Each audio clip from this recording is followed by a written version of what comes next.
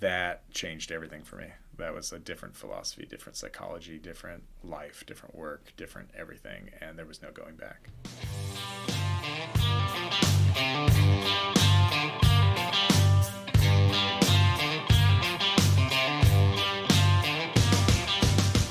Hi, everybody, and welcome to Tracer Burnout. I'm Dan. I'm Roger. And we have a great guest for you today. A guy that has a plethora of deployment experience, to be sure. A ton. A ton. Like an actual physical ton that he carries around everywhere. Yes. Yes. That's how that works. But if you enjoyed the conversation and you like what we're doing here, give it a thumbs up, a like, a share, a subscribe. On your podcast platform of choice, on social media, and anything helps. Yeah, anything and everything helps. So, without further ado, Army veteran, David Mueller.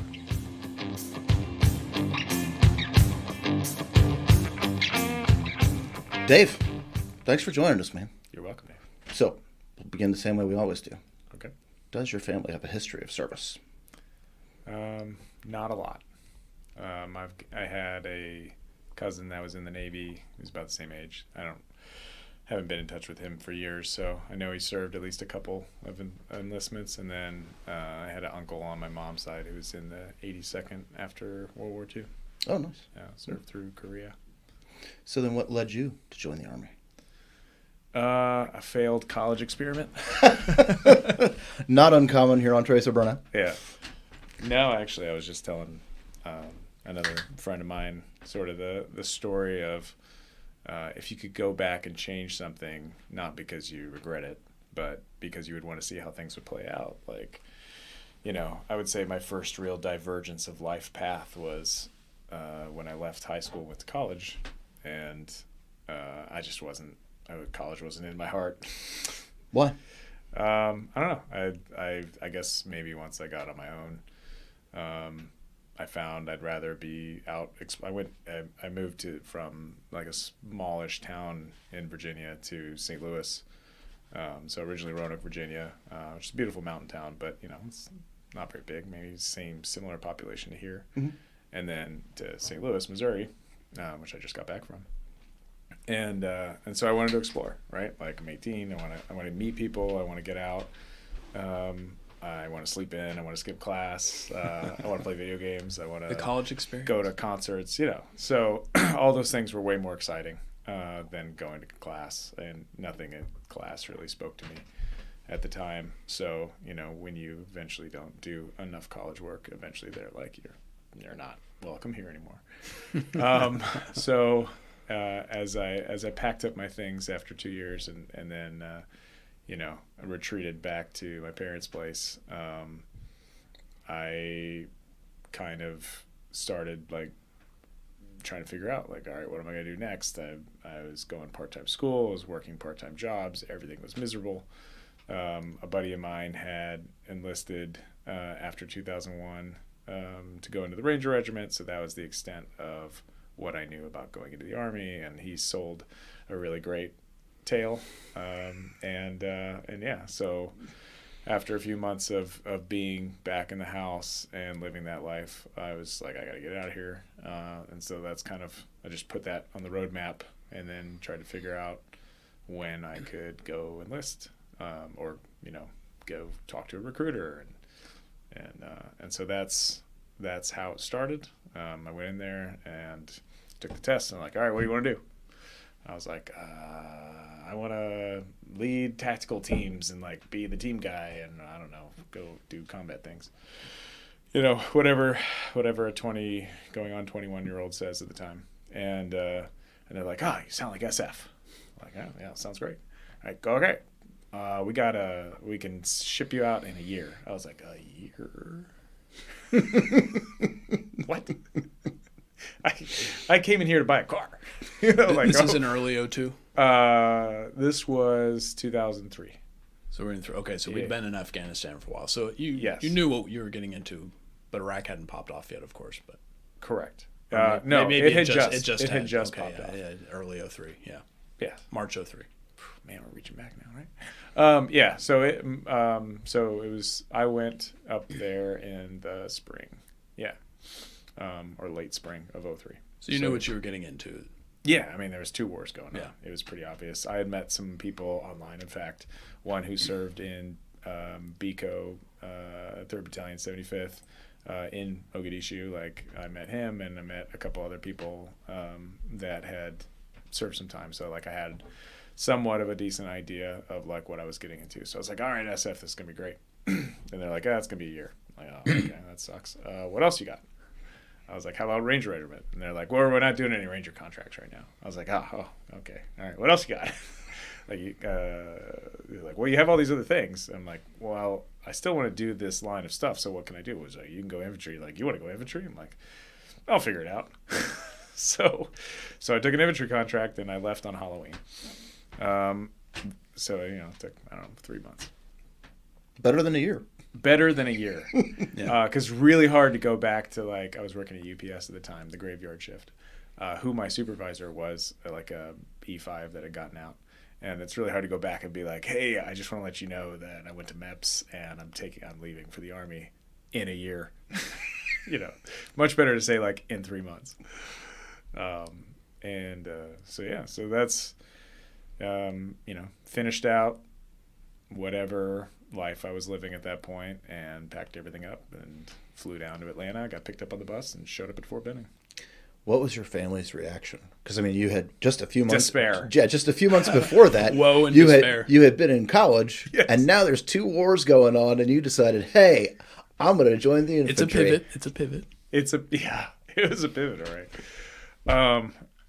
Yeah, I mean, I love my family. So, and they were nothing but supportive, obviously, throughout the whole time. At the very beginning, there was a lot of, are you freaking stupid? So they're just like, what? Why? Like, so it was probably more difficult for them to accept it than it was for me to accept it. But, my mom, bless her heart, was just like, all right, you're going to get it right this time, because there's, like, no more, like, 3rd chances, 4th chances. Like, you already had a few, so you're getting it right this time. Okay. Did you get a bonus? Did you join for college money? I did, yeah, because I had to sign up for, like, the big ticket. So I signed up for, like, 6 years for a whopping $12,000. Yeah. Oh, yeah. Not tax-free. Not at that point. No. Nice. No, all of my bonuses went to great causes. They really didn't. Because they don't tell you. Like, that one, the initial one is like you get half of it up front, and then it's spread out throughout the rest of your enlistment. Yeah, they keep changing up the way they do it. Yeah. So I didn't really understand it at the time. And I was really, like looking back, that was one of the few mistakes I made.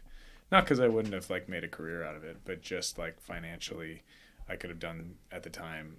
I think they were dishing out 2-year enlistments. Like, had I known how the system worked, I saw guys come in and do a 2 or 3 year, and then they would re-enlist for the same thing I just got for 6 years and do another 3 year. And then, and I just didn't understand how that worked. But it's fine.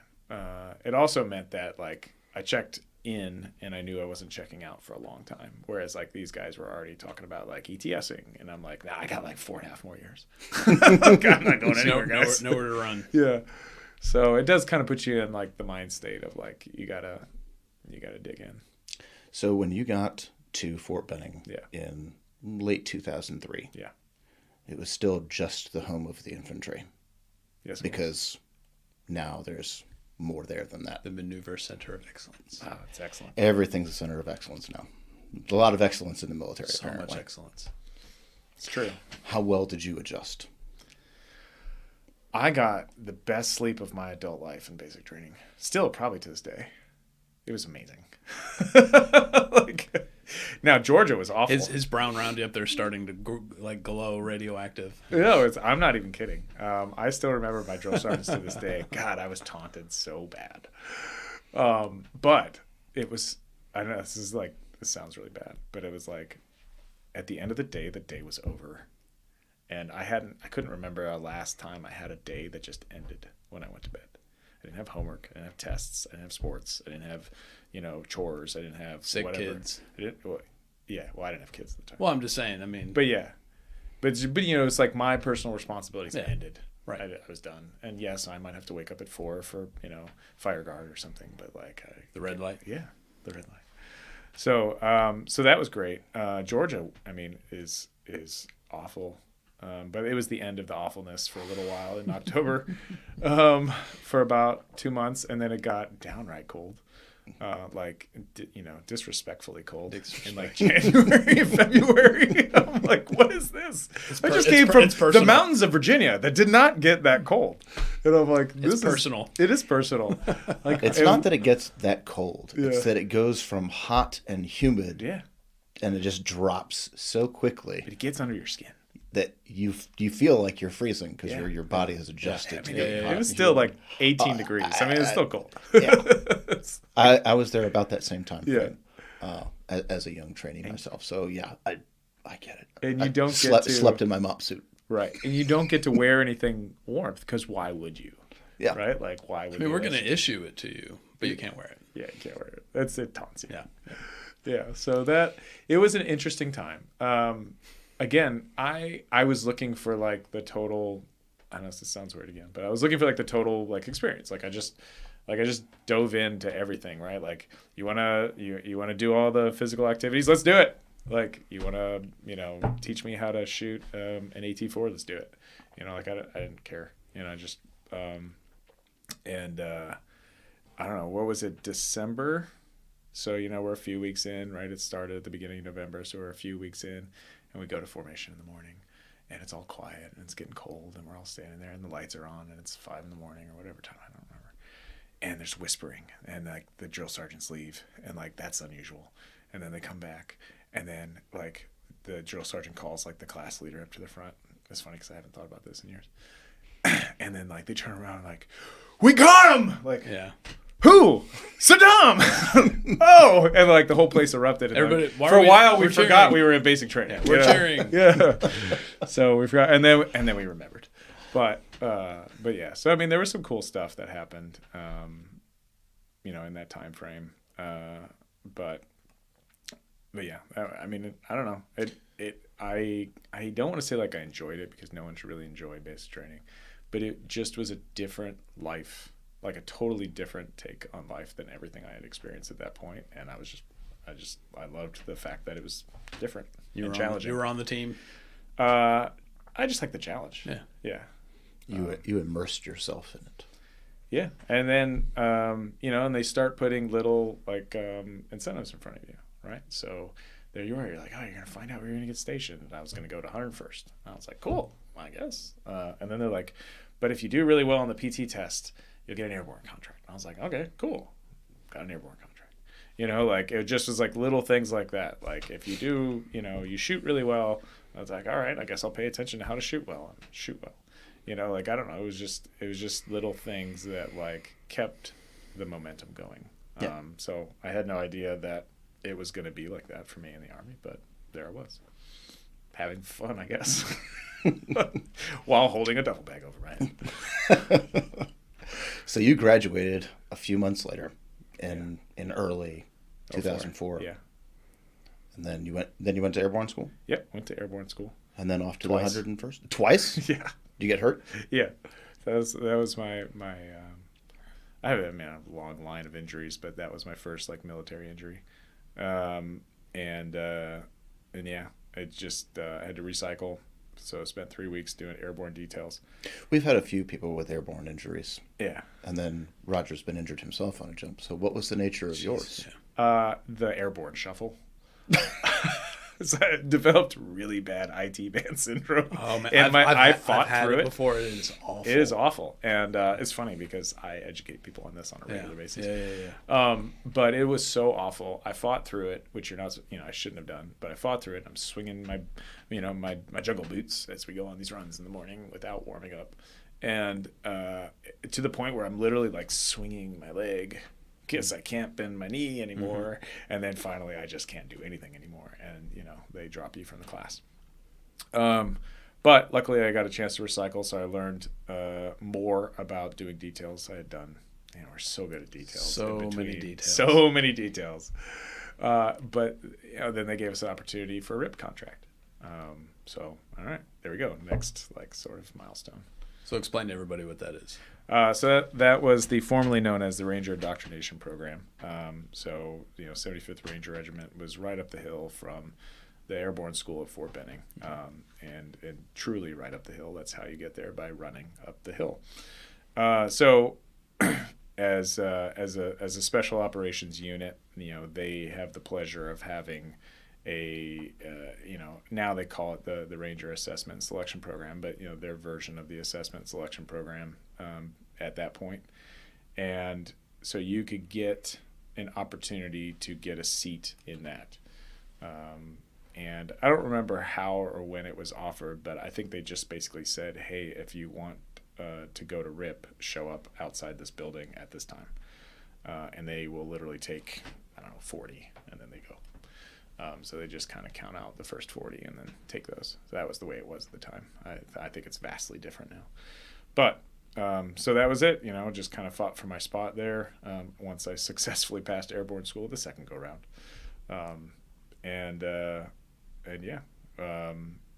Looking back, airborne school was like, it went by in a blur. I think I had 2 pretty lousy landings, which was probably the beginning of some minor head trauma. Nonsense. Good. Yeah. Not service related. No. Oh, definitely all service related. But other than that, it wasn't really a bad class. When I think about like the grand scheme of the Army, it just, you don't know any better at the time. But got out of there, and then there we are. At this point, it's now summer in Georgia.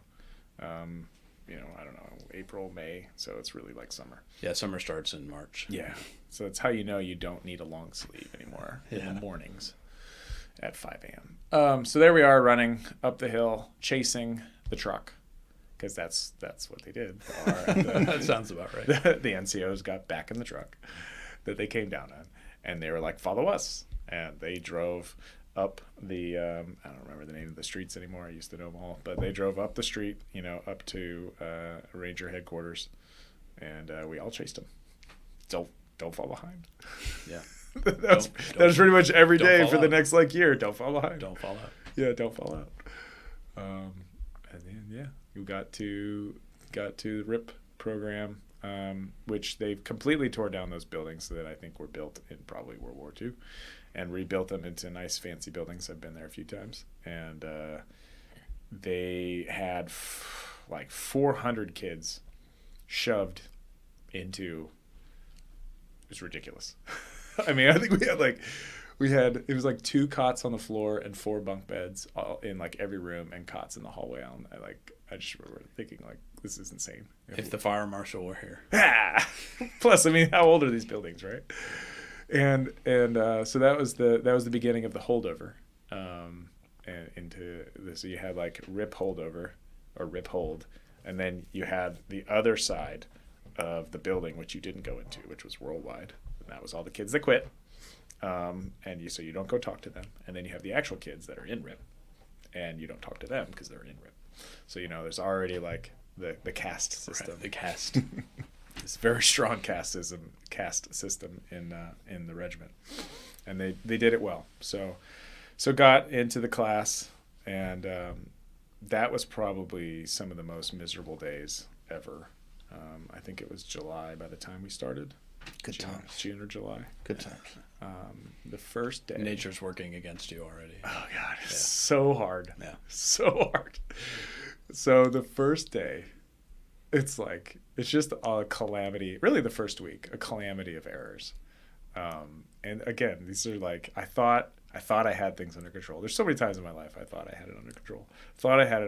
So there we are on the basketball court, which is in front of the building, and they have, I don't know if it still looks like this now, but they had all these sandbags lined up, and they had the Ranger tab and scroll, and and you don't walk on the scroll and all these things. You would go into this basketball court area where they would line you up.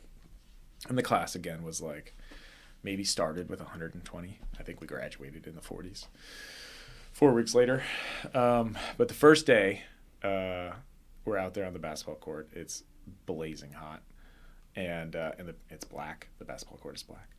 And so we get down to do push-ups. And while we're down there to doing push-ups, which doesn't sound like a problem at first, they're going room to room doing a health and welfare search of every member of the RIP class. So 120 kids. And stuff is flying out the windows. With all the contraband they find, I don't know, whatever they're finding.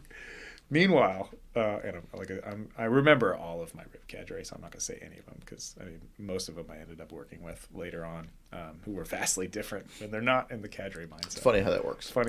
Not all of them. Some of them stayed, but not all. Of them. With all due respect. With all due respect. No, they meant to be.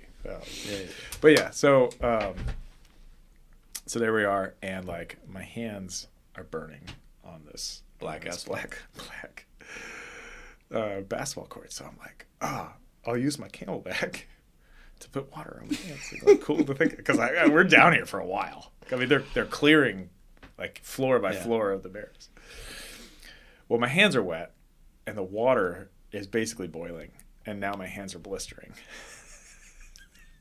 I didn't think this all the way through. I did not think this all the way through. So now I don't know what to do because I can't touch the ground. We finally get out of that scenario. And I'm sure at some point in time we raced all the way up, got all of our stuff, came all the way down, dumped it all, went through a packing list, packed it all back up, raced all the way back up, raced all the way back down in the span of like 2 minutes. I mean, it just that kind of Ranger, you have 2 minutes. Exactly. Right? It's amazing how fast you can move with a proper motivation. Right. So I mean, these are all like things that that again, it's like I wouldn't say I remember with fondness, but I certainly remember going like, I don't like I just could deal with it. Like I was in the deal with it mindset. But yeah, I mean, other than that, like death runs and land nav and learning lots of things that we had to learn, medical trauma. I mean, most of that stuff at the end of the day paid off, and it was hard. Like I said, we lost most of the class, mostly quit. I mean, yeah, there was failures, but mostly they quit.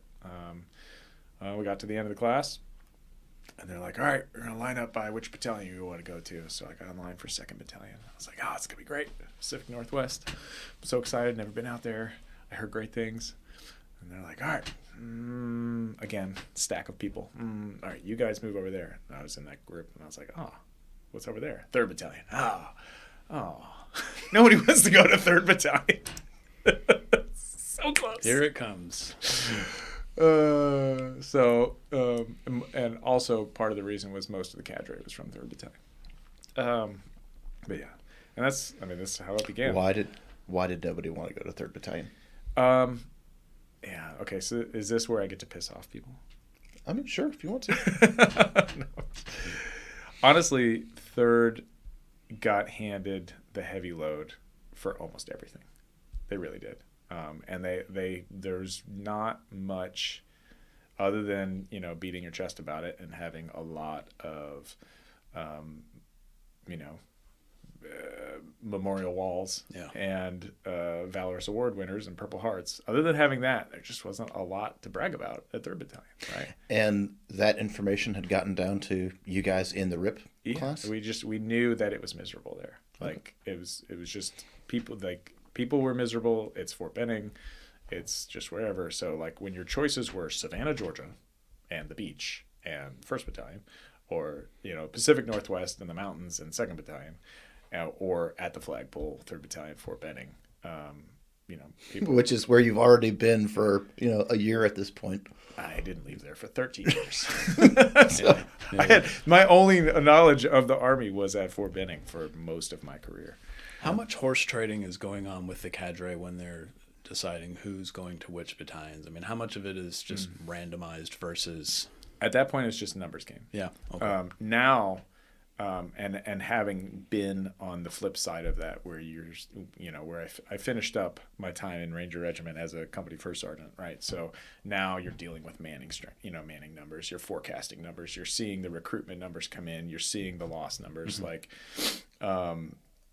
and you're also responsible for the cadre that go down there, right? So you're much more involved on that side of things. So it is a very specific game. I need these MOSs. I need these people. Like, If there are some exceptions, like, hey, this person has family on the West Coast, like, yes, they do make those exceptions sometimes, right? Because they want retention, they want longevity, they want people that are happy with their choices.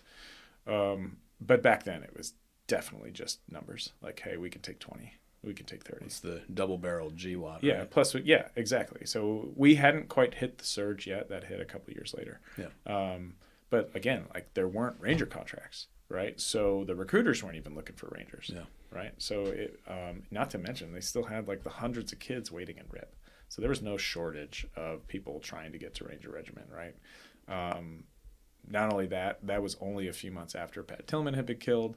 So like people that never even heard of Ranger Regiment or maybe had only known Black Hawk Down, now they had, a famous NFL player that had been killed. So like people knew about Ranger Battalion. They knew that they were busy in Afghanistan. They maybe didn't know much about Iraq at the time. So they didn't have to recruit. They had the numbers. Yeah. So you were off to 3rd Battalion. I didn't have to go far. No, you didn't. No, you didn't. Picked up that same duffel bag and crossed the street. I was going to say, did they have you follow a truck? Probably. I think so, yeah. It was a van, maybe. All right, follow us. Yeah, a van, the big, TMP van. Oh, man. Yeah. As a recent RIP graduate, sure. How was your welcome to the battalion? So, I mean, they welcome you with open arms to the S1. There you go. And then they send you to your company. And it's all downhill from there. It's all downhill from there. That's fair. So again, there may still be some people who are still serving who are a part of this process, right? But I got marched into Alpha Company, which, no regrets. Like, I loved my time in Alpha Company. I spent many years there, both as a junior enlisted and then came back as a senior enlisted. But we all got lined up against the wall, like on the receiving end of a firing squad, and got challenged all manner of questions. It was just a meat grinder of what they were going to say. And I think the point that I got challenged on was one section of the Ranger Creed, right? Like, so, and it literally was like a turret of, this guy is going to yell this at you and you have to respond in like 2 seconds correctly.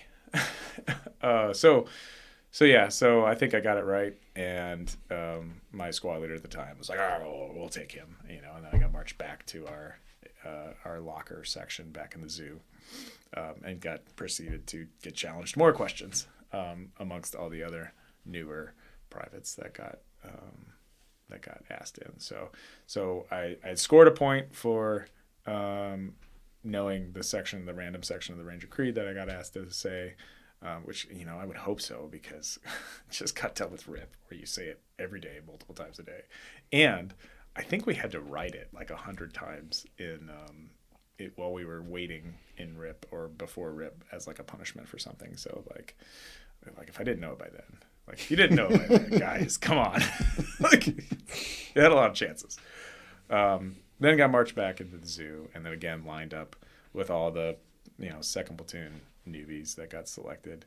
And I'll never forget, they're like, all right, next question. I'm like, okay, so what could this possibly be? Ranger histories? This could be another Creed questions. But no, this one guy marches up to me. He was a really chill dude, but in the moment, not so chill. And he marches up to me and goes, what is best in life? I was like, is he playing me here? It's like, are we referencing Conan right now?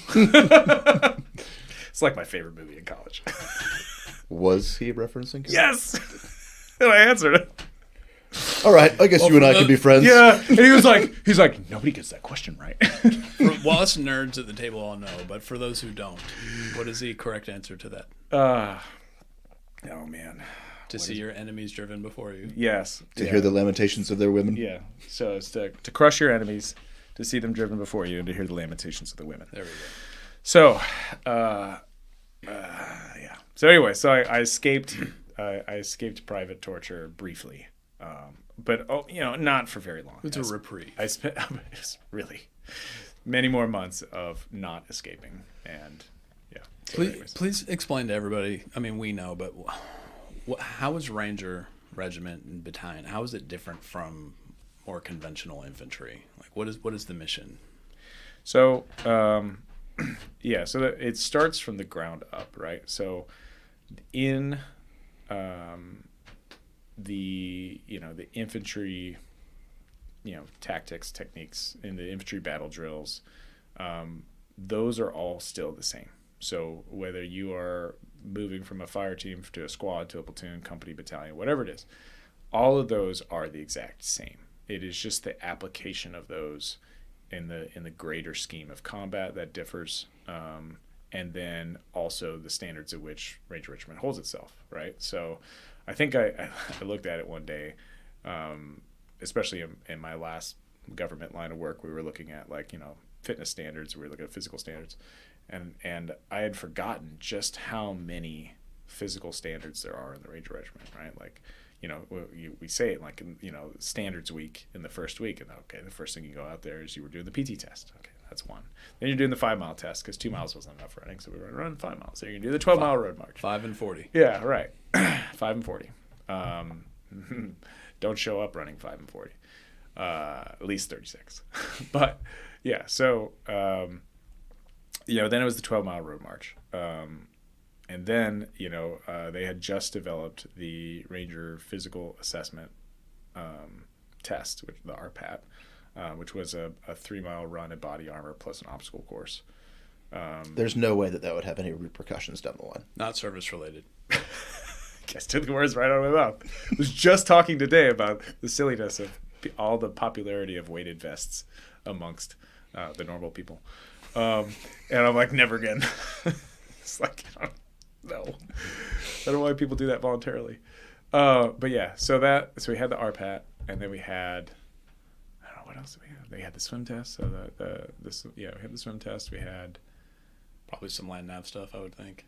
Yeah, well, those were all factored into it. But okay, I'm just they have since increased the amount of standards because now they went to the raw assessment and then they went to the ACFT and got rid of the raw assessment. But just either way, a regular battery of tests. So that is one of the defining things. Like I said, the application of the infantry battle drills. So if you're going to do this fundamental thing, this fundamental doctrinal task, there you go. I don't know how far we're in, but I said doctrine. That it's got to be perfect. So it's incredibly well rehearsed, drilled, and then you throw in all sorts of contingencies. But it's just done over and over and over. And then it's practiced with the necessary tools that we have available that the conventional units don't always have available because of budget and just equipment and mission sets. So now you're doing it at a higher level. Now you're taking it into live fire training. Now you're taking it into airborne live fire training. You're able to increase the complexity of the same fundamental task at a faster pace, at a higher level, at whatever, because you are holding these people to higher standards. You're also, the minimum GT score to get in was a 110, I think. It got waived every once in a while, but still it was like a 110. So you got smarter, stronger, faster, still doing the same fundamental things, but, given the tools and the capabilities to do it at a higher level. And so they're asked to do the more difficult tasks, right? So if 82nd can seize an airfield and 75th Ranger Regiment can seize an airfield, right? If 82nd's asked to do it over the course of a week, right? I don't know the exact standards for the 82nd, but they're going to launch a couple brigades, right? I assume, and then they're going to take the time. It takes a couple days to set everything up in order, and then they're going to be there for a while, then they're getting all the things in order, and then they're, whatever has to happen next, and then maybe they retrograde after some time, right? Ranger Regiment's in and out of there the same night. Yeah. What's more, all the same things are accomplished in and out on the same night. Yeah. Right? So the same fundamental stuff being done at a higher level. Well, Rangers aren't necessarily designed to clear and hold terrain. They're generally more raiders. Yes, that would not be the best use, right? But they did. They can, and and they did, right? Like, they held several early invasion things, as well as during the retrograde process of both wars. They held territory for quite some time. Sure. Right? So, or took it back over and then held it and then gave it back. Which is a whole other story. Yeah, it's a whole other story. But anyway, so that is like, it's just one of those things where it's like, okay, because you are capable, you have the capacity, maybe the long-term fight isn't your wheelhouse, but you could if you needed to. You don't have to retrain that. Right. So that is what separates, in my mind, has always separated, is like just being able to do the fundamental stuff at a higher level, faster, it's more rehearsed. Everybody understands it, at the various levels you need to understand. So you graduated RIP with about 40 people. About 2/3 of your class quit or got dropped. Got dropped. Hurt. So failed. Yeah. Of those 40-ish people that graduated, then you were cut up into the 3 battalions. Yeah. And then by the time you get to 3rd Bat, then that group is still getting whittled down more and more and more. So yeah. How many wound up with you in, we'll say, your platoon? I think in the platoon, 1 or 2. 1 or 2, yeah. I think it was like maybe 6 of us for the company. Yeah. Which is about right. Yeah. Yeah. What was your first training operation as part of the battalion? So, let's see. I think right off the bat, we might have had a range like that day, but we were going into what we used to call like platoon exevals, which has been called so many different things over the years. But essentially, it was like they had already finished the live fire. No, I think I was a part of the live fire. We did a raid. I remember now because my team leader was the goose gunner, and so he shot the AT weapon set at the target, and then we followed him. So I had to learn how to shoot the goose in 5 minutes before we did it. Which is not the right way to do it. I just knew where it stood to not get my head blown off. Important. Yeah, very important. And then and we took over this compound, right? So definitely a trial by fire that night. And then we rolled right into the 48-hour exeval. So that was essentially I think ours was Iraq focused at the time. So we had just basically done what now I would call a hard compound raid, right? Taken over, occupied by force. Hostile, right? Enemy forces. So you're coming at it with overwhelming fire superiority. And it's a big lights and sound show. And then the next 2 days were more along the lines of our typical task force style direct action raids. So less lights and sounds and combined firepower, and more receiving intel. You're set up somewhere temporarily, and then you're going to move to that area to secure high value targets or secure information or secure terrain again to continue the operation. These things were run kind of like a company focus. So there's multiple platoons working at the same time to try to achieve a certain end state in about a 48-hour period or more, just depending on the scenario. But this one I think was Iraq based. So right off the bat, barely knowing anything other than what I learned in RIP and maybe the names of the people who are screaming at me, I am carrying an immense load of things that I barely know how to use. And trying to not get shot in the first thing, and then trying to stay awake in the second thing, and really trying to understand what was going on.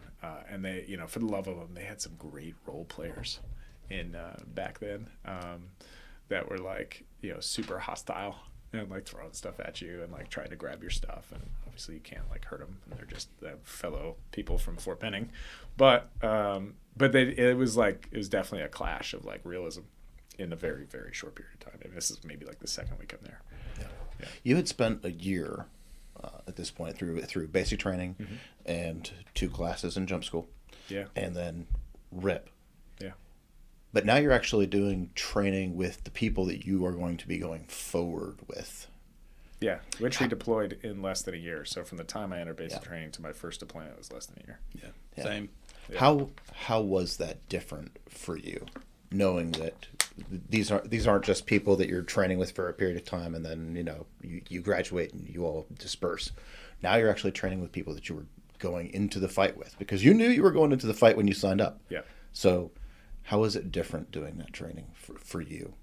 I mean, it was, I was hopelessly locked into like my team leader, and it probably was not for my fellow like private crew at the time, and a couple of wily tab spec force or Ranger tab specialists for those who don't know what that is.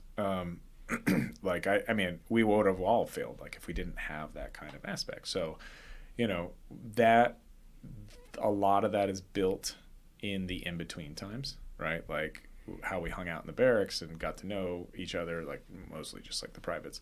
But then like, you know, the in-between time with we're doing PT, we're working on stuff, or we're planning for the next operation. So it's like the team leaders are taking you through stuff. So it's like you're absorbed into everybody's lives are absorbed together. You know, like there's no really separation, except, you know, for a few hours of sleep, unless we were in the field. So it's not like when we were like playing at this in basic training. Yeah. You know, and then the drill sergeants just say it's over and we walk back, you know, like, or something like that. Like there was no over. Over was when we got off the, what were we driving at the time? Did we have Strikers yet? I don't remember. We got off the Humvees, we'll say, you know, back at the headquarters, you know, like, and we went into, you know, back into the locker rooms or something like that. That was over. So there was no, like, it didn't end. So all that was built up because of the in-between time. Right. And so it was far more real because this guy is married and this guy has kids and this guy came from there and you know these things and this guy's yelling at you, but he knows your name. Yeah. And, you know, the bonding is different. Yes. Once you're with those guys. Whereas, you know, in basic training. Yeah. Right. Trauma bonding because you're all going through the same crappy experience. Yeah. But now you're bonding on an actual team personal level because, like you said, you're spending all that time together. And so these guys knew personally everybody that had been killed in the GWAT so far, right? So that was another thing, right? Every moment that there was a time to remind you that, you know, these Rangers died at this place, this from this platoon, from this company, from the, you know, in this moment, in this event, and now, which happened year after year after year after year, you know, thanks to the really good scenario writers, right? Like, all of those tragic events became training events. Mm-hmm. So that moment, I didn't know. That moment, we're getting rushed by civilians in the middle of an Iraqi town. Yes, it's the backwoods of Fort Benning, but in the middle of Iraqi town was the pregnant woman suicide vest that blew up, you know, ACO Rangers in 2003. So, like, or early 2004. So, like that. Those things are derived from reality, you know, and that's what's sinking in at this point. So now I know these people, this is real. This is why it's real. This was the effect if we didn't do it right. And that just sets the tone, I feel like, for everything else. Yeah. Yeah. So it was about a year before you deployed. Yeah. I think we deployed in October. To Iraq? To Iraq. Yeah. Yeah. So we went to Baghdad. How prepared would you say that you were, you personally, but then also, you know, your confidence level in your team, your squad? How prepared were you for that deployment? I mean, I believed in my leadership. Like, I absolutely, you know, worshipped one of my team leaders. He was phenomenal, incredibly smart. He's I think he's still a state trooper in New York.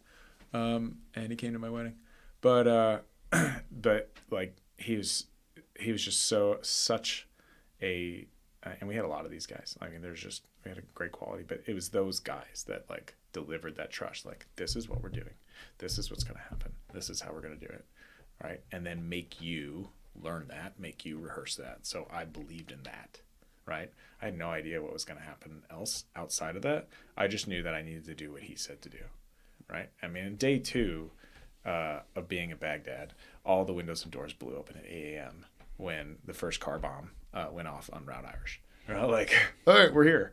Like, yeah. And that happened. Welcome to your new reality. Yeah, and that happened, I don't know, every week. like, or multiple times. How much deployment experience did those guys have before you, or did your platoon have before you went to Iraq with them? All of it. Yeah. All of them did? Yeah. So every squad leader had been in since the 90s. Okay. And that was like the carryover generation, which is like, I would say is almost what, if not what they have already been experienced for a few years now, like the carryover generation. So they knew what life was like from the lessons learned from Mogadishu, right? Maybe they didn't experience it, or the platoon sergeants might have. But they had been trained by. But they guys had been who did. trained by those lessons learned. Yeah. So now they had carried it into, some of them had been in the Afghanistan invasion. All of them had been in the Iraq invasion. They had all jumped Iraq. So everybody in our company had jump stars, right? So they had all been through that. I've seen the video of them walking up, like with 120 pounds of ridiculous loads. But there was nothing but reality for them. And the team leaders had come in either at the beginning of the GWAT or shortly thereafter. Still, they had all been through the Iraq invasion, so it was all very, very real. The only people that hadn't been on combat were just those of us who were new. But even some of the privates that I was with had been on the previous deployment, because we were deploying every 6 months. Mm-hmm. So it didn't take you long, and you were judged seniority practically by week at that point. It's like, I was on this deployment like a month ago, so I'm a month older than you are. Again, the caste system. But yeah. How long was that deployment? It was 3 months. 3 months? Yeah. What was it after the deployment was over and you guys were back home? Mm-hmm. What do you think was your biggest takeaway from that 3 month experience, where the second day you guys are getting, the windows and doors blown off? Again, like, to the credit of regiment, I was already thinking about the next thing. Like, we didn't spend any time dwelling on anything other than like, this is how it went and this is what we're going to do next, right? So like, keep the mind in shock and the body moving. Yeah. And so my only responsibility other than being deployed was to go to Ranger school, right? So every day, twice a day, multiple times a month, I am training, taking PT tests, getting ready for Ranger school, right? So that as soon as I get home, I go to Ranger school. So that, like, it was almost as if I just had to deal with the actual deployment so that I could get to the thing that everybody else actually cares about. Yeah. I mean, it's like, that's such a Ranger mentality. It is, but I mean, that's what it was, right? Like, we just didn't dwell on it because it was like, this is your daily life. Here we go. We get the information. We're going to go do something. We're going to stand by in case there's a something time sensitive or there's a contingency or whatever it is. All right, this is what we practiced where we came. Like, this is just our daily job. Like, it was daily. So, when I guess it was like, you knew how life was at home and now you know how life is on deployment. So the important thing is go to Ranger school. So yeah, we didn't you just took the lessons learned of that's just what life was like on deployment. Like, it wasn't a separate thing. It was just like, there's just being at home and not being at home. What was your guys' primary mission there? We had a mixed bag at this point, right? So the 90s era of blocking positions and supporting units and key terrain seizures still existed, but we had definitely graduated into some early combined operations with other units, and still providing some on-target support or some cordon support, but then also providing daily contingency response force, right? Because there was a lot of units doing a lot of things in Iraq, especially in Baghdad in 2004. So, if there was somebody that was going to load up on the armored vehicles, and we were attached that deployment to 7th Armored, maybe. Yeah, I think so. We were attached to them, and so their tanks rolled with us when we rolled out, and Bradley's, they rolled out in their tanks. And then we had some Humvees. So, like, we could be the iron column that just kind of broke our way into anywhere. And again, it's Rangers showing up, so we bring all the fun stuff. So you guys were there for 3 months? Yeah. You got back a little bit after the new year? Yeah, in January. In January? How long after you got back were you off to Ranger School? Pretty quick. I think I was in pre-Ranger in March. Yeah, somebody beat me on the PT test. Kill me. But, I mean, that's the order of merit, right? But yeah, March was in pre-Ranger, which was the next, like, hardest thing I had ever experienced outside of RIP. So mind you, I didn't say deployment was the hardest. So you go in March. Yeah.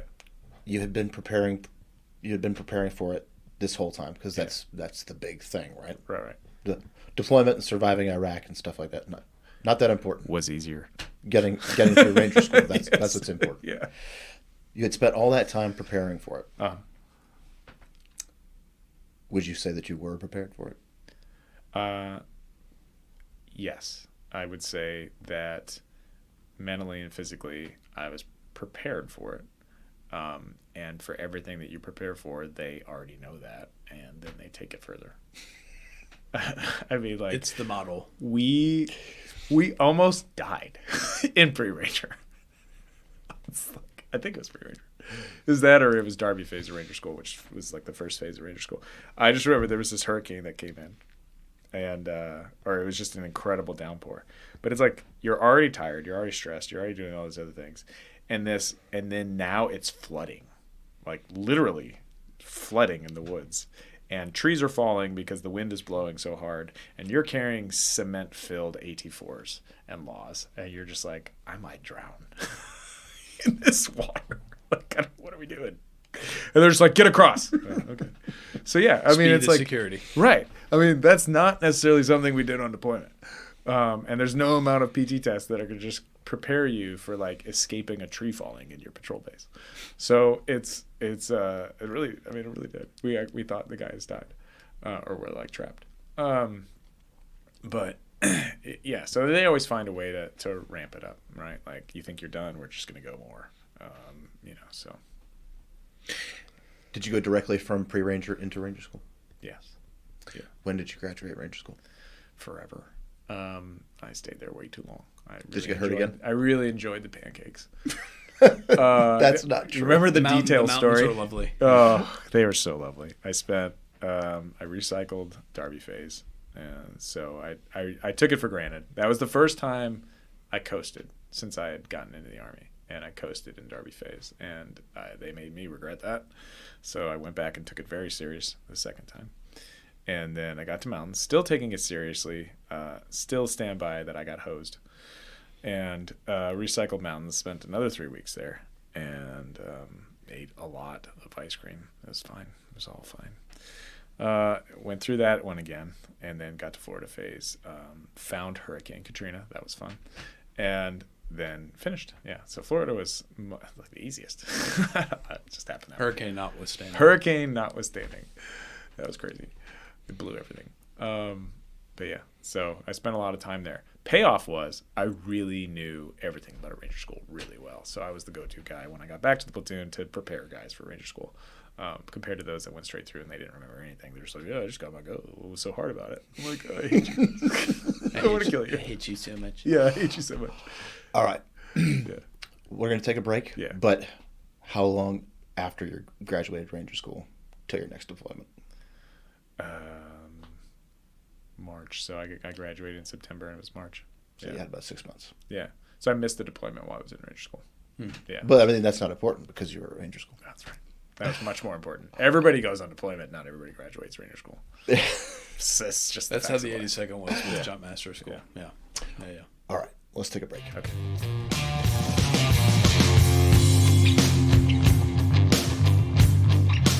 So you were back from school for about 6 months before you deployed again. Where were you off to this time? Back to Iraq, back to the same place. Same exact place in Baghdad. Yeah, so I took a little hiatus to go to Arabic language school. And How'd you swing that? I got recommended to take the D-Lab which is the Defense Language Aptitude Battery. Mm-hmm. I don't know. It's not my Nailed it. not my yeah, right. And I scored well. So they had started like a pilot program Okay. for a regiment, and so they brought in instructors from Monterey and gave us like basically quick courses. So it was a 2-month, 3-month course. Okay. Very cool. It started, I don't remember when it started, but it finished shortly after March. I can't believe they got instructors to leave Monterey to come to Fort Benning, but I think if you pay them enough. Yeah. yeah, fair enough. It's that TDY check, man. Yeah. So our guy was a hilarious, jovial fellow. Do you remember what his nationality was originally? He was Iraqi. He was Iraqi. Yeah, he's a okay. Chaldean Iraqi. Ah. Yeah, so he's, Interesting. yeah. And I was a riot for him, I'm sure. But yeah, so I had just finished up language school and then shipped back over to join up with everybody else that had already left, back literally to the same exact place I was the first time. Same place, same mission set. Yeah, I mean, but we had grown a little bit since then. So now we were definitely doing more like on our own operations, unilateral operations, with direct action against, again, high-value targets in Iraq. So So this is now the beginning of 05? 6. 6. Yeah. Okay. Yeah, pre-surge. Yeah. Although that is creeping up. Yeah, it would. Yes. Yeah. How much did your language training help? Immensely, actually. In fact, the very first day out, like, Mueller's back. I get on the back of, I think we graduated to strikers now. And so we got onto the striker, and it was so hot. At daytime. So we had a call come in.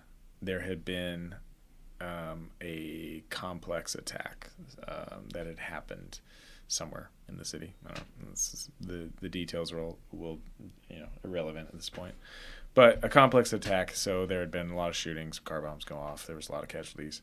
And in that there was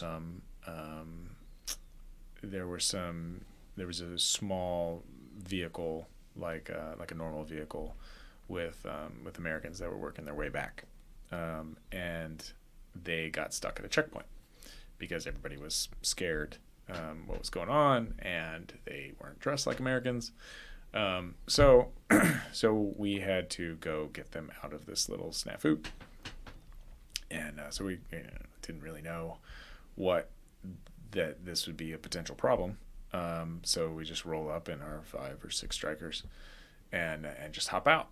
And it was kind of like an eye-opening experience in a lot of ways, because tactically it was a total disaster. We should not have just rolled up and hopped out. Like, we did not treat it like an operation. We just figured we would show up with a show of force and like we would solve problems. So it's like looking back on it, it was actually like a tactical error that really stuck with me later on when I actually was responsible for these kind of things. So there we were, didn't know what was going on. We're sitting in the back of the striker. Finally, they're like, "Get Mueller." That's unusual. Doesn't happen like that. So I heard my name. I know. Well, that happened many more times later on in my career, but did not happen at this point. Had not happened like that at this point. So I hop out, and now I'm going to find the PL. So the medic comes and grabs me, and now we're going to find the PL. And so because this was like a quick response kind of thing, they didn't have an interpreter with him. The checkpoint would not release our people, and it was starting to escalate because I'm sorry, but the PL was like losing his temper, not getting what he wanted. He was getting frustrated. He was getting frustrated. He had his dander up. This is really not the time to get frustrated, because there was multiple machine gun nests, multiple Iraqi, I don't know if they were army or police or whatever they were, this is a massive fortified position. It was a checkpoint, right, in 2006, which was like the resurgence of all sorts of things were going sideways. So civil unrest and all that kind of stuff. So anyway, so we just think we're just going to go in there and heavy hand this situation, and it went sideways real quick. So now there's guns pointed at me, there's guns pointed at the PL, the machine gunner's like racking his PKM or whatever he's got up there, I don't know. And meanwhile, our guys are sitting in this truck looking at us like, what are you jerks doing? Like, you guys are supposed to be coming to get us. You're making this worse. You're making this worse.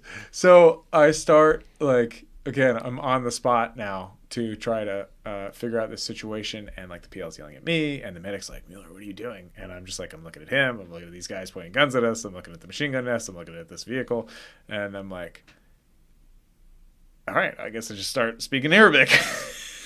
I don't even remember what I asked him, but I started to asking him questions and like telling him that, hey, like, we're just coming to get our guys, like, they're not involved in the attack, like, they're Americans, and I don't know, whatever basic sentences that I could get to roll through my head. And like, one of the guys that's like pointing guns to us, he's got like blood running down his face because he was in the attack on the receiving end, and finally, oh, okay. And like somebody else comes up and like, all right, so they issue the thing through, and like the machine guns go down and the guns go down. And I don't really think anything of it other than the fact that I was like, all right, well, I guess I just got to use this Arabic.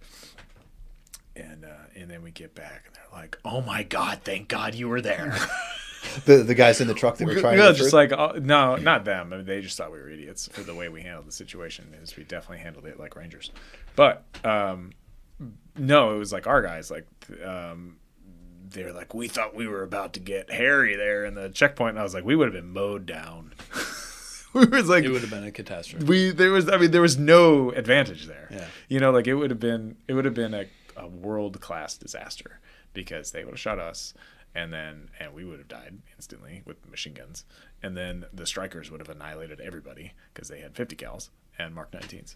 So and plus the leadership was there getting shot, right? So who was going to tell the rest of these vehicles what to do? Some angry squad leaders and team leaders. Yeah. So it would have been a world-class disaster. So I don't want to say like I kind of saved the day, but a little bit. Like, at least I brought the tempers down a bit. There it was. That might have been the only good use of language at that point in time. Totally worth it. Or not at that point in time. Like, for the rest of my career. I don't think I really used it. Maybe like some tactical questioning or something like that. But nothing of any value except for probably that moment. So that's why that one sticks. Well, I was going to ask if you then became the PL's interpreter. I was going to say that. No. You keep talking about the caste system. Were you now the Terp? No, but I did gain some credibility. There you go. Because I now had a Ranger tab and I could speak a foreign language. So it's like, just. And you averted an international disaster. Well, I mean, it never made it that far. No one actually probably ever heard of it. Strategic effects. Yeah, that's right. So, but it was my tiny little claim to fame that no one cared about after a day. But there you are. That's how it works, right? Like, good job. You did what we paid you to do. Yeah, okay. Fair enough. I mean, pretty much, yeah, I guess. I mean, yeah. Well, that's why we sent you to the class. Exactly. So it's where you learn humility real quick, but I was still breathing to learn it. So there you go. Did you at least get an attaboy? No, I didn't, actually. Whoop-de-doo, you just saved all of our lives. Bravo. Yeah, I mean, that's essentially what I got to be like, good job, man. We didn't end up in a shootout. I was like, good job, soldier. You did soldier stuff. Yeah. Mm. No, that's fine. So how long was that deployment? Is I think we were still in the 3-month time frame. So they stayed that way till maybe 2008, and then we went to like 4 months. That complex attack. Mm-hmm. I mean, during that time frame, things were starting to tick up. Yeah. Did it continue to escalate while you were there? Oh yeah. To the point where you guys were directly involved. Yeah. Let's see. Yes. I'm trying to think of different things that happened in that time frame. So I mean, there was a lot. I mean, they destroyed, because the difference between 2004 and 2006 that I recall, like from my standpoint, granted I'm still like an E4, right? So you only really know so much that's going on, but they educate you a decent amount. We started learning about the influx of IEDs, so that was new to the battlefield. which is why like we brought the strikers, right? Because the up armors weren't surviving. I mean, up armors were new in the first deployment, right? Like I don't know why we thought unarmored vehicles was a good idea, but but yeah. So now we had these bigger vehicles that could at least withstand the IEDs, because they were taking out the Bradleys, they were taking out the tanks, they were taking out whatever they could figure out. So the IEDs were new to everyone in that time frame. I don't know exactly when they were introduced, but I remember we had a class on it. We had to learn about it, and later that year, when we went back to Iraq, we got hit by lots of them. So that was a new construct. I'm trying to think of what else was going on at that time. Well, late 06 is when the EFBs started getting introduced as well. Early 07, 06. Yeah, they had those. Yeah. They had those as well. They just kept getting bigger and bigger. Yeah. But they also, man, what was the time frame? 2005. Yeah. So actually, our company. So the deployment that I missed. Our company had taken significant casualties that deployment. Amazingly, nobody died, and the medics got super lauded awards and well deserved. But that was when they had downward facing ones, so they were putting them on bridges, shooting them down into the open vehicles. They were dropping frags. They were doing all that kind of stuff.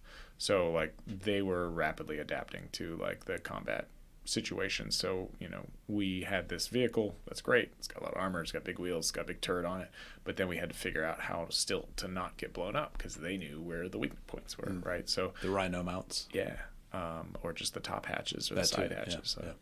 So so that had changed. The nature of warfare had changed on the ground quickly. It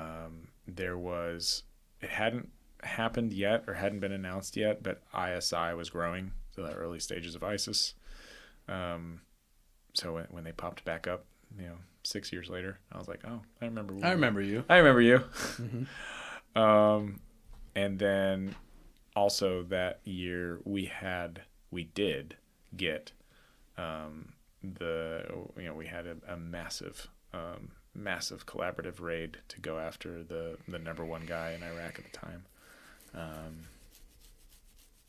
Zawahiri? Probably. Yeah. Yeah. So we were all Probably. part of that. Part of that raid. So there was big things that had been brewing for a couple years that culminated that deployment. So it was wild. It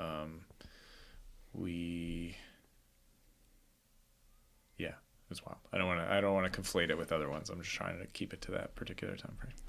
You guys were doing about a 3 months on, 6 months off. 6 off, yeah. Were guys starting to get burned out by that? I feel like that was always happening. I can't remember a time frame where guys weren't getting burned out. It was just a wave of where you were in your career or rotations of getting burned out. How did that burnout manifest itself in your unit? Was in your platoon?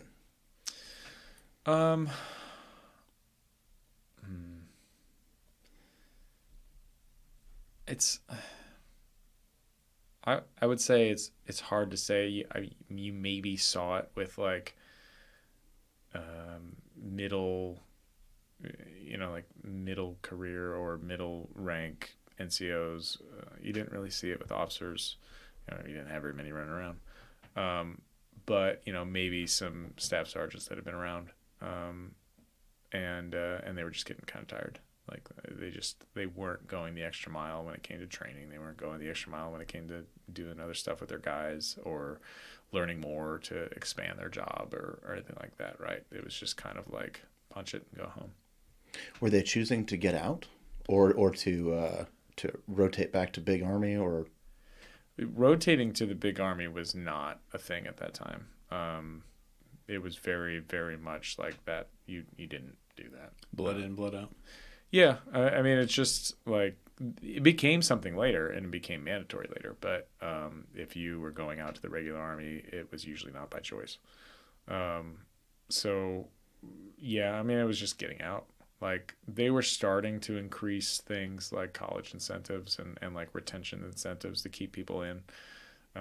But if you had already been in since like the invasions, and now we had definitely settled into a routine, like the training and the training cycles and the deployments looked a lot alike, for a couple of years, right? Like once that had been like sort of like the middle time of war had been established, or like the deployment time had been established, they looked a lot alike, and there was just no stopping. You got home, you refit, you went on block leave, you came back, and you were right into squad level stuff and platoon level stuff and jumping into airfields, and then or reverse, and then you were right back over. Like, so it just like there was not, in the 6-month cycle, it got a little bit better when we expanded out to like 7.5 months or so, but like in the 6-month cycle, it was basically like 4.5 months or so of that 6 months of grinding, because that you just didn't have any time for anything else.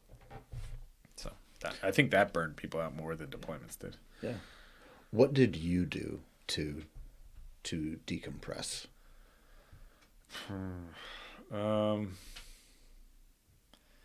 I mean, at that point in time, I was kind of just riding the wave.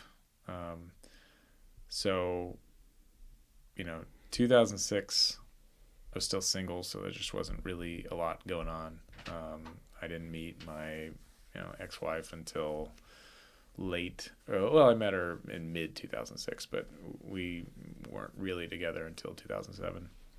So up until that point, it just was, come home and go find things to stay active with, or hang out with the guys, or whatever. And then on deployment, I mean, every day was work. It just like, sure, there was some downtime to maybe to read or work out some more or watch TV or something like that. But it just, you were constantly working and doing a little bit of training here and there, and then then there might be some free time. But it just was like 3 months of work. I don't know. Probably should have decompressed more. Hindsight's always 20/20. Yeah, working on that decompression now. So your initial enlistment was for 6 years. Yeah, still had a few more years to go. Did you ever think, because of the grind? Yeah. Did you ever think, I'm just going to finish these 6? Oh yeah. That's it. Yeah. So the same time that I was doing the language class, I found out how to get back into school. So I actually enrolled back. Again, my first college experiment. That was a failure. I was like, well, I've got all this stuff I learned while we were there, because I had a lot of time in language school to learn a lot and meet people and get to know things more. So, and now that I was established, because I graduated Ranger school, so like kicking me out would have been a lot harder. I'd have to really, really suck. So now I was like, oh, well, I'm going to get in college. So that, honestly, I don't want to downplay it. I was in a college class of some sort from 2006 to 2011 until I graduated with my bachelor's. So there was really not a month that didn't go by where I was not sitting there. So even in that 2006 back in Baghdad deployment, I'm on the computer. I guess this is how I blew off steam, I don't know, or decompressed. I'm on the computer taking my intro to AMU, the American Military University at the time. So like my intro to AMU class, that's like the ubiquitous obligatory class that everybody has had to take when they enroll. Yes. And there I am, in the little MWR room, taking my class, while also like trying to plan a getaway with my newfound girlfriend. But that's just how I was filling my free time. So I was either working, going out on like missions, or working out, or taking classes. And I did that for like 5 years straight. Because the plan was I was going to get out at 6 years. So I was planning that exit strategy. What changed your mind? Having a kid. So it'll do that. An extreme life-altering event. Yeah. I mean, I just, it was 2010. I was 2 years from getting out, or so. Yeah. No, so 2000. Oh, okay. I skipped a few steps.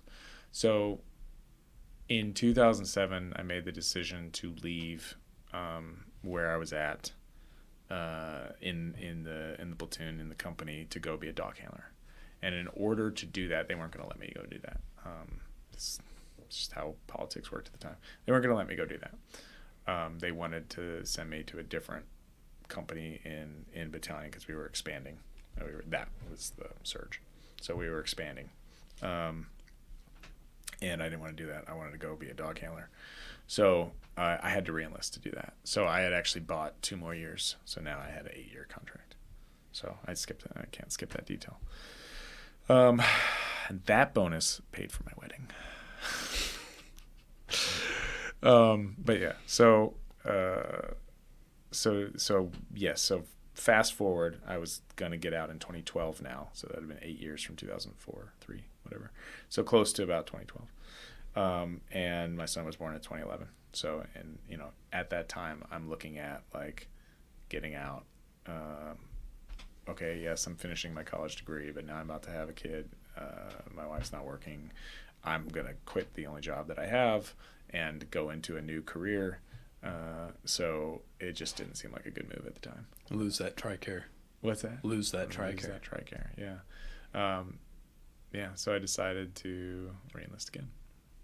How long? At that time, so that would have been number 2. It was an interesting year, 2011. Maybe that was a 4-year enlistment, I think. Were you still, I mean, I think it was. You had to extend for 2 years to be a dog handler. Yeah. You were constantly deploying or preparing to deploy. Yeah. You're going to school, getting married, having a kid.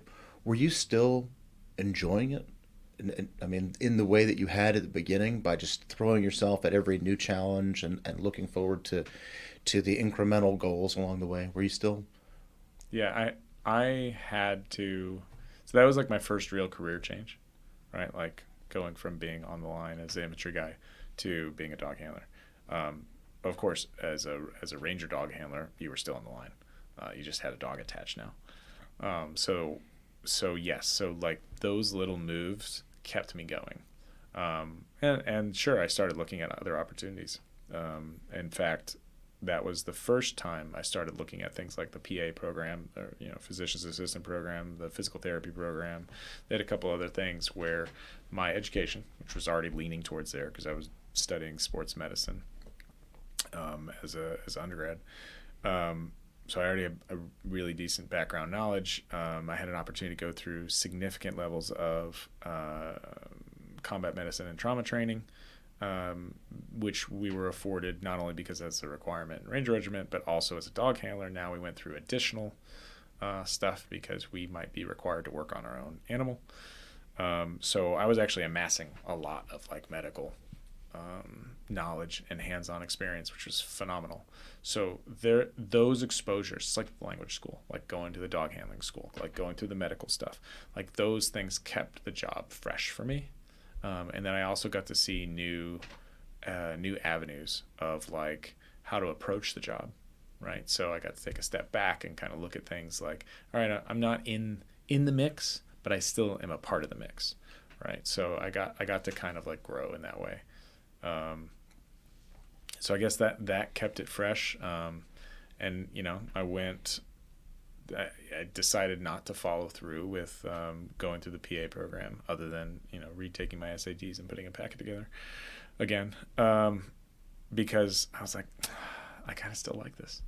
I mean, that's really, really why I backed out. I was like, I kind of still like what I'm doing, so why quit, right? Yeah. Like, why go into the unknown right now if I'm still enjoying it? So that like I kept doing that. At that time, were you guys still doing the 3 months on, 6 months off? Or had they adjusted it to? Yeah, once we did that expansion, which was 2008. Once we did that expansion, we were able to cycle another company through our rotations. So we went to 7.5 to 4 or something like that. However it worked out. Okay. Yeah. Did you get, how much deployment time did you get as a dog handler? 5 rotations. So from 2008 to 2012. How was that different? I mean, I guess it was a lot different because I mostly lived on my own. Now I lived in like the kennel with the dog, so I no longer was like in the fray. I got to dictate my own schedule. I got to, I had all these other additional responsibilities, but I got to come and go as I please. So that was a nice like autonomy that I had not experienced up until that point. I was no longer in charge of, well, at least for a little while, I was no longer in charge of individuals, just in charge of this dog and being in the right place at the right time. So, it's just a different responsibility mix, like of the day-to-day life, but it also never stopped, right? Like, so you can't just like take a day off from being a dog handler. Like the dog's still alive and it needs attention. Whereas like you can kind of ignore your privates for a while. Right. so it was a shift in lifestyle, but it was phenomenal. I loved the other guys that I worked with. We trained really hard because we were at the outset of the program. We had not had a program before, so I was part of the first like 6 dog handlers in 3rd Battalion, and overall I think they maybe had 15, 18 of them across the whole regiment. Is the dog's a company level asset? The dog was a platoon level asset. Platoon, okay. Yeah. Interesting. Or task force. Whatever. What was your dog trained to do? So they were multi-purpose canines. So we did all of the above. We did explosive detection. We did patrol work, which is essentially human detection, and tracking.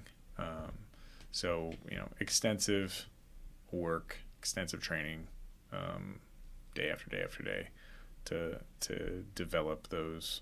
And refine those behaviors, and then constantly introduce new variables into the mix because the real world application is always unpredictable. Yeah.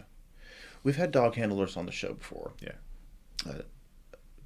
And they've talked about having to certify the dogs, daily to make sure, everybody's got a bad day. Good days, bad days. Dogs have bad days too. Yeah.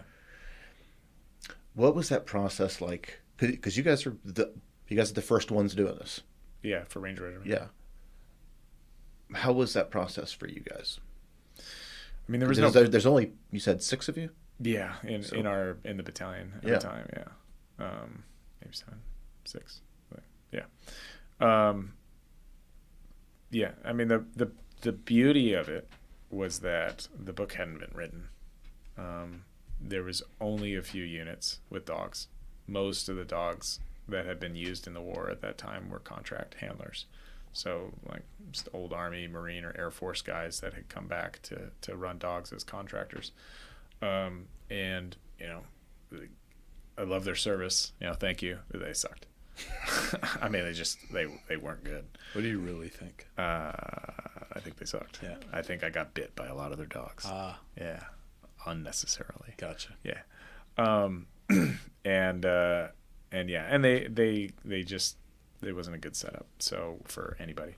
So yeah, so for us to take over the program, back to what differentiates the Ranger Regiment from a conventional unit, now apply that to dog handling. Like we don't just take the basic, service. We want to escalate it to the point where it is a member of the Ranger Regiment. It's a member of a team. We function.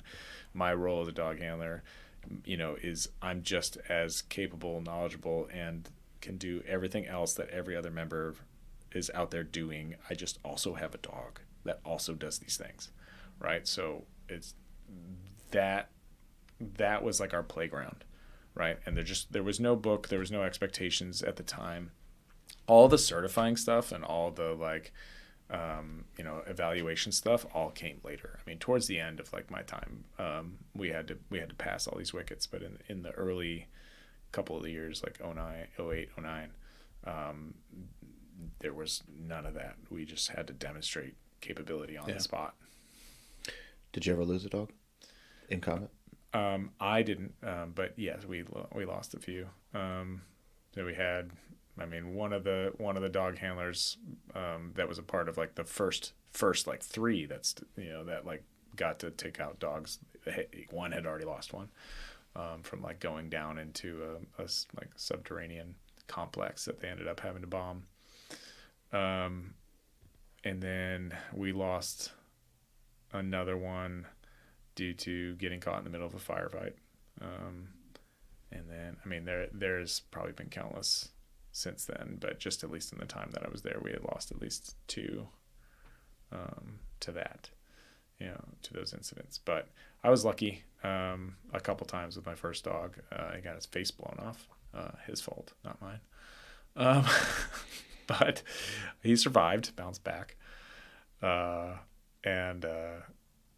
then, definitely had a wonderful night in the middle of on the side of a mountain in Afghanistan, where he found a whole bunch of places that were rigged with explosives and people. So he had a fun night that night. So, I mean, it was great. But again, it was just like, it never stopped, we get back, take care of the dogs, get overseas, take care of the dogs. So it's just like, it was a constant lifestyle. But it was worth it. It was fun. Over all the years that you were a dog handler, how many did you have total? I had two. So I had Max and Largo. They were totally different ends of the spectrum. One was extremely good at explosive detection, but neurotic and would not bite people very well. These Malinois? Yeah, it was a mix. There most of them are like really mixes. Yeah. There's very few like true breed of the working dogs, because they try to mix for a variety of reasons: size, health, attributes. But he was on the smaller side. And then the second one was a bigger Mal, and was just much calmer, much smarter, but it was like towards the back half of time, and things were a little less exciting back then, at that point. But was also a phenomenally good dog. But what's the I guess the service time of working dogs? Like, you have to wait for them to get to a certain age before they can begin training.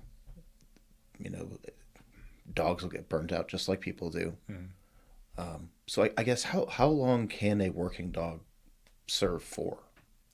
It really just depends on the tempo and what they've been exposed to. So with you guys' tempo of I mean, maybe 4 years. Yeah. So I'd say like between 2 and 6, or maybe 3 and 7. It just depends on again, just what the volume of work and the intensity of work is on the dog. So, but more often than not, they started demonstrating some type of physical ailment, or maybe they just fatigued quicker or something to that effect. But, if we were lucky, we could usually get a dog at about 18 months, maybe between 14 and 18 months. So old enough to, I mean, they're trained from the get-go in terms of like fundamental stuff. It's just how old they are when we introduce them to the more mission-specific stuff, because that is a lot more stressful. Because whether the time of the day or how long they're working for, or the specific tasks we ask them to do, is just, you can't quite put that on a young dog. But at the same time, like, you're going to struggle with ones that get up a little bit older. So most of them, I would say, start getting retired out or pushed out to police departments or whatever, depending on how good they are. It's still working. Like, my first one was pushed out to like the Atlanta PD, and he's still pretty young. I mean, I only had him for like 3 years. So he was maybe 5 when he went to the PD. So you did that duty for 2 years. From 2008 to 2012. Oh, 4 years. Yeah. Oh, so that was probably part of your re-enlistment thing to get that assignment in the first place. Yes, that was that whole 4 year. Yeah. Gotcha. That I needed. Gotcha. Yeah. Did you want to stay doing that, or by the end of those 4 years, were you ready to go back to the line? If you asked me halfway through, yes, I could have been a dog handler for the rest of my career. But that was, at the time, that was not a feasible thing. I think they've worked some ways that people can stay longer now, but if I wanted to progress as an infantry guy, I needed to go and do infantry specific jobs as an NCO.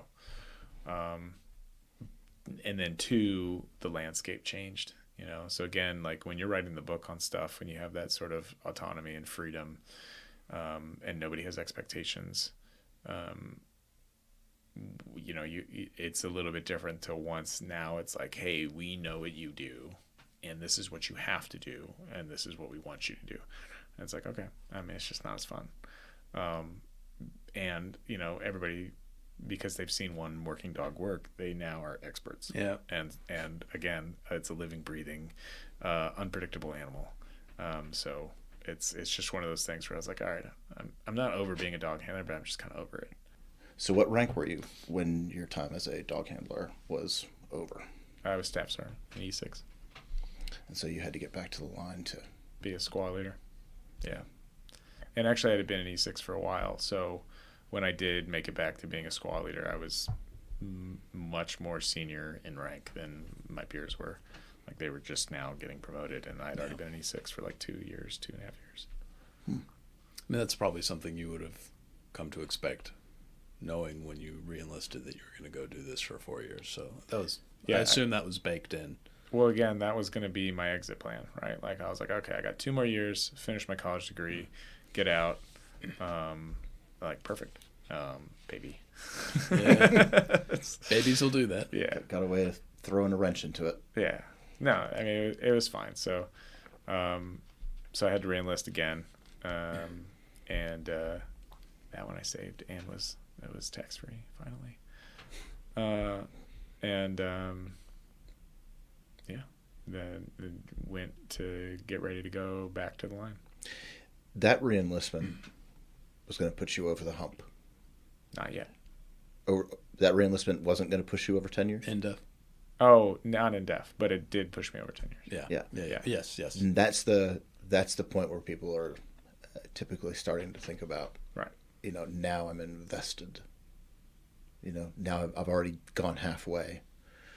Yes. Everything else is downhill from here. Yeah. So do I stay? Should I stay or should I go? Pretty much. Yeah. When you re-enlisted that time, putting you over 10 years. Yeah. I mean, despite the reasons, you know, or regardless of the reasons. Mm-hmm. Did you know that was pretty much, you know, gonna put you on the path to doing the full 20? I mean, it definitely opens that. I liked to look at the Army for the longest time. I mean, it only really kind of stopped being that way once I became like a mid to senior E7. I like to look at it as like I still have a lot of options. Like I like keeping the options open for as long as possible. So yes, the enlistment takes me over, but it doesn't mean it's a career yet. You know, like I'm only 8 years in. I'm only 30, you know, or whatever I was, or close to, I was 29, you know. So it's like we're not. I don't know. It just wasn't. It wasn't like it didn't have to be in the cards. It could be, but it didn't have to be. And in fact, life took another deviation for me a year later that I wasn't expecting. So that changed the calculus quite a bit. So I got out of being a dog handler. Took a squad, which was a great time. Loved. That was the job I wanted, honestly. When I came to MEPS and I was like, I want the job. The job I wanted was being a squad leader, right? Like, so finally, after 8 years, You took the scenic route. I took the scenic route, and I don't regret any of it. I mean, I was better squad leader because of it. But I finally got to this job. Had a great group of guys that worked for me. Less than great group of people that we worked for. It was a mixed bag. It was a mixed bag, but every job comes with its struggles. But we wrap up the deployment, which was the first time.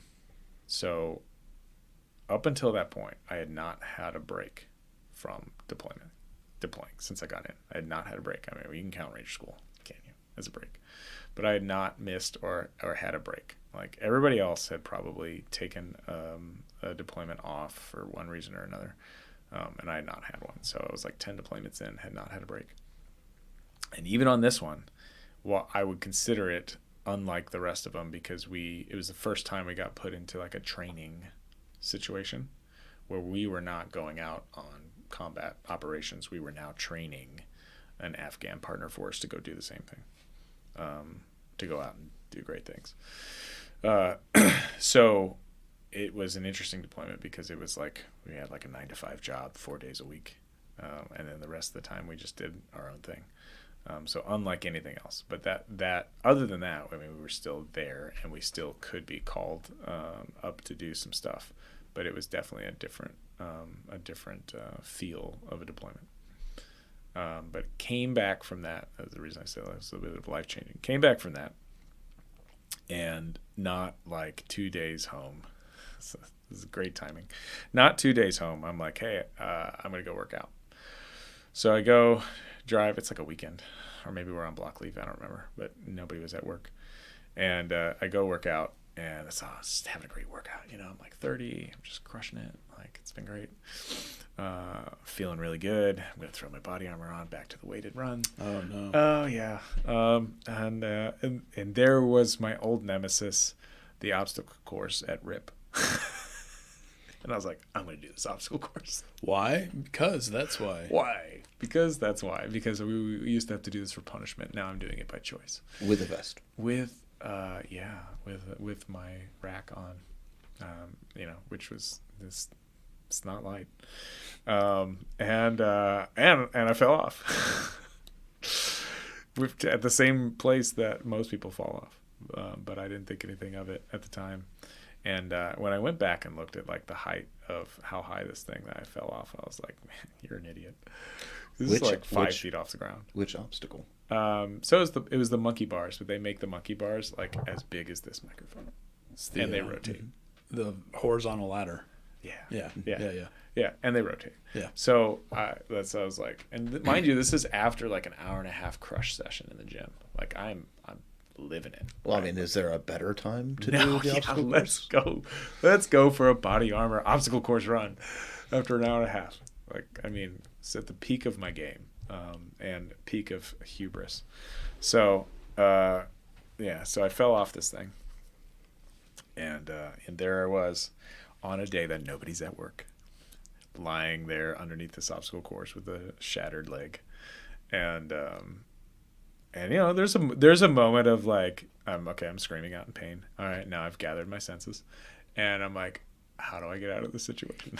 Nobody's coming to save you. Nobody's coming to save me.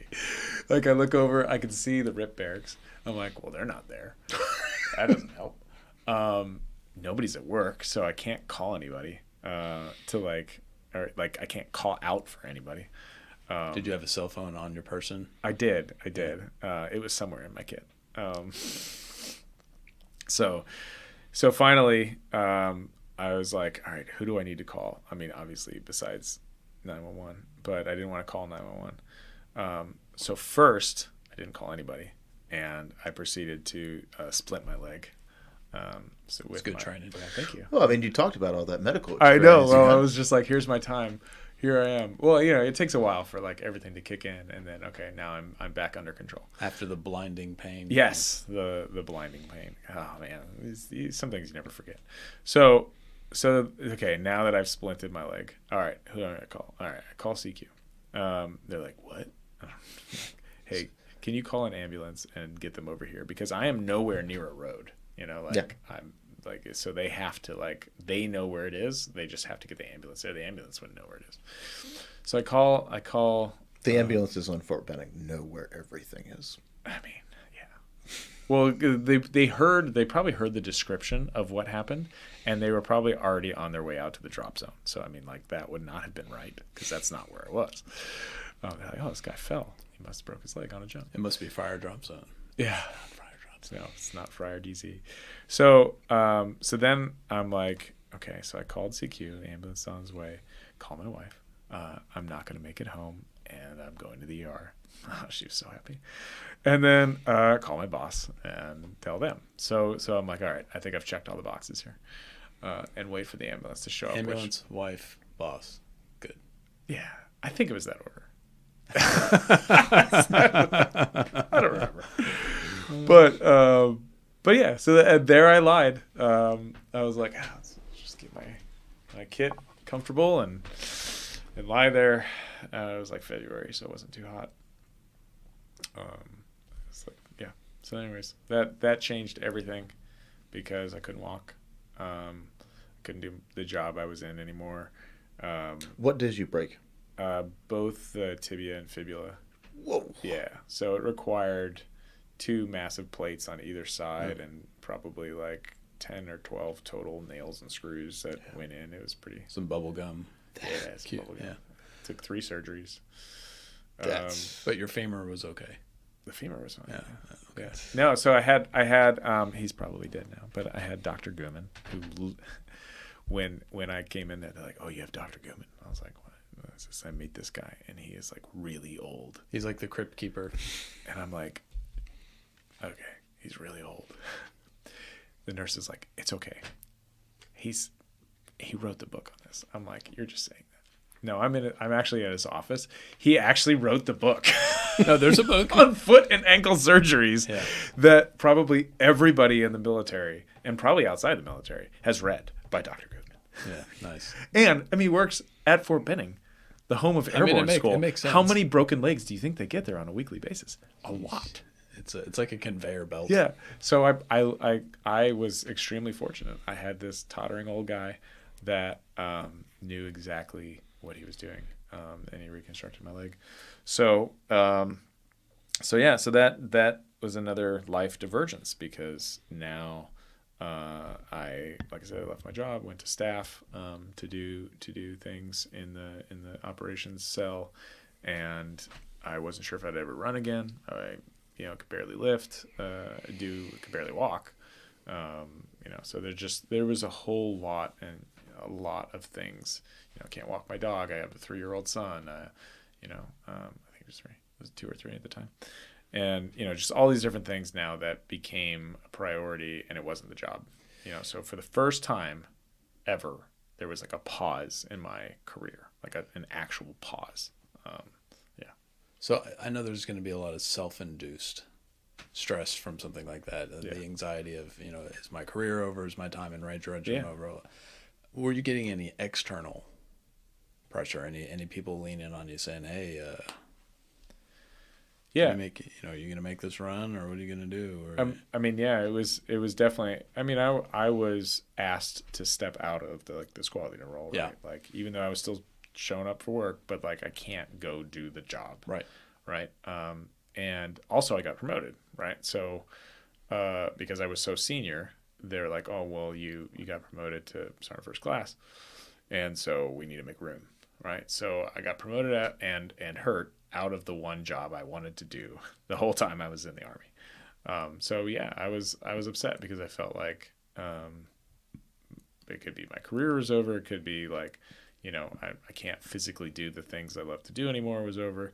And I'm getting pushed out, and, in a place like the Ranger Regiment, if you're not on the freight train, you don't have a ticket anymore. Yeah, exactly. So they're threatening to send you to the 82nd. Well, if you get hurt in a combat way, they take care of you. They do. They take care of you. But if you fall out, if you fall behind in other ways, it's really just situation dependent. And from their point of view, I'm going to heal and get better, and I need to get back out there. So until I do that, I'm just kind of like dead weight. Helping hand. Yep. Yeah.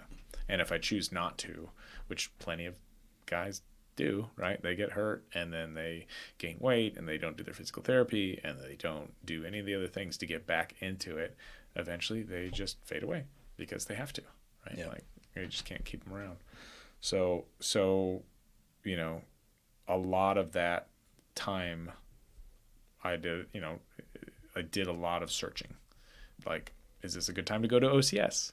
Is this a good time to, change career paths? Is this a good time to do other things? Because, like, I, again, like trying to keep the options open, but my time to change career in the Army as an enlisted guy was ending rapidly because you couldn't really do that anymore.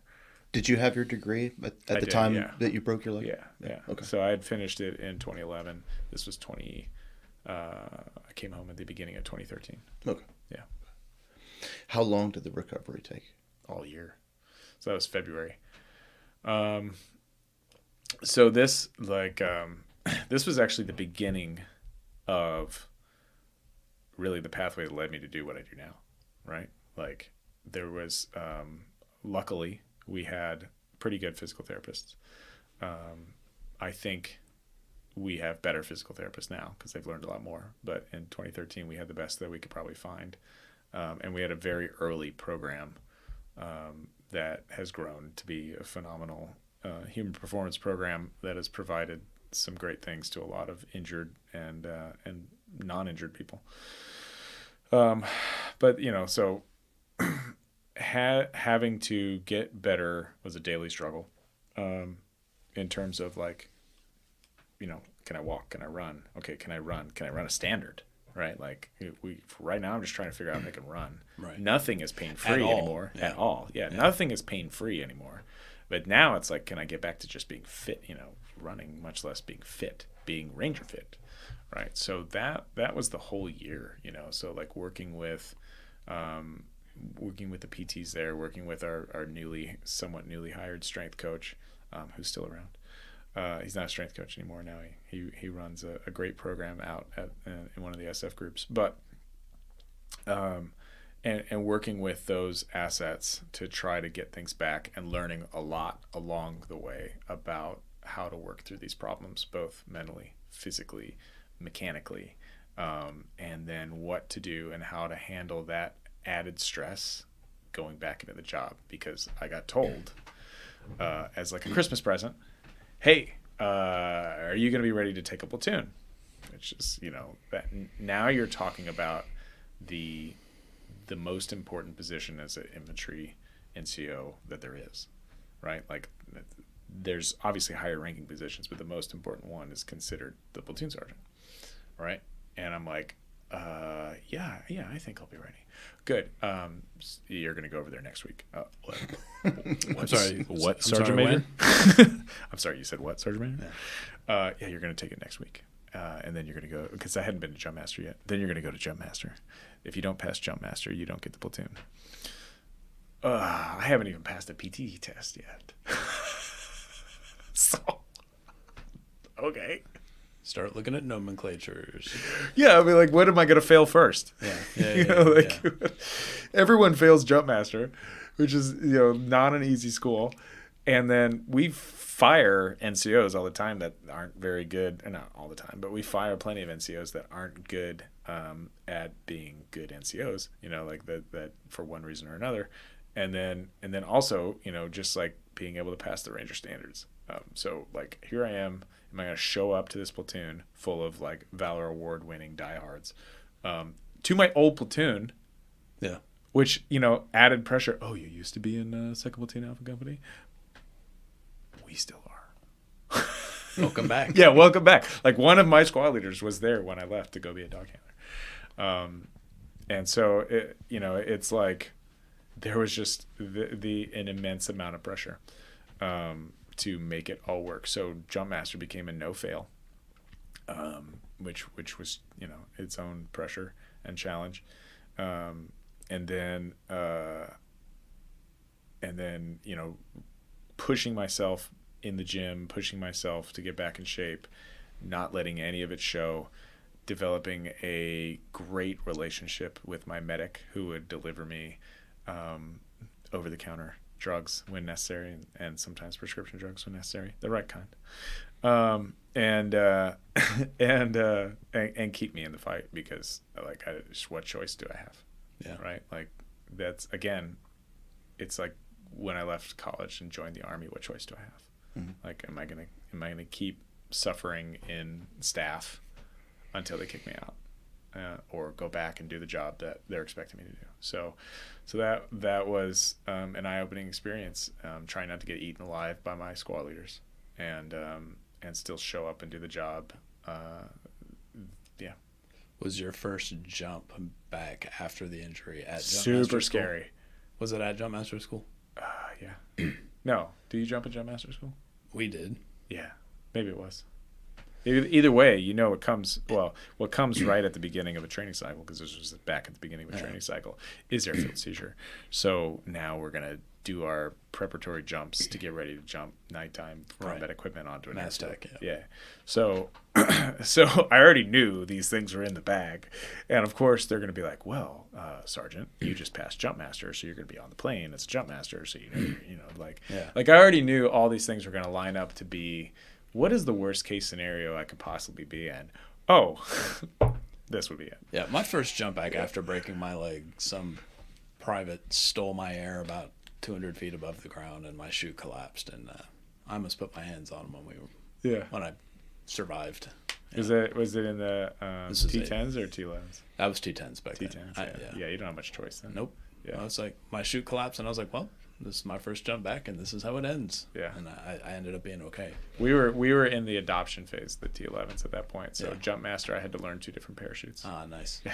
No. Good times. Good times. JMPI is so much fun too. Oh, so much JMPI. Were you shadowboxing in your sleep? Yeah, I would sit there, and I had a couple friends that we would do rotations at each other's houses. You have to. And then we would hijack some privates to wear the gear, and then and they were fine with it. They love it. And then rehearse pre-jump, while watching like America's Got Talent or something like that. I don't remember, whatever was on at the time, So you just do what you have to do, right? Because it's a no-fail situation. I mean, it's the same. Our CSM when I went to Ranger School said, the only thing I have to tell you is if you don't pass Ranger School, you're fired. Okay. Good luck. No, I mean, I was okay. What else do you need? So if I don't pass Jump Master, I'm fired. The standard is clear. Yeah, the standard is clear. What are your questions? Yeah. So that's it makes it simple. You just do it until you get it right. So, all right. Let's go ahead and take a break. Okay.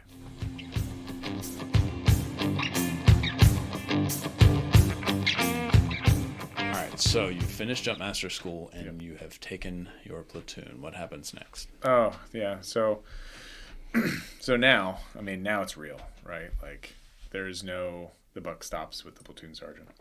So it was definitely a trying to make sure you don't fall victim to imposter syndrome, right? Like, all right, I got here. Like, do I still remember all the lessons that all of my, mentors or people before me, like, am I going to live up to that legacy? So there was its own set of new pressures. Plus, like I said, I had a bunch of, if they ever see this, I had a bunch of real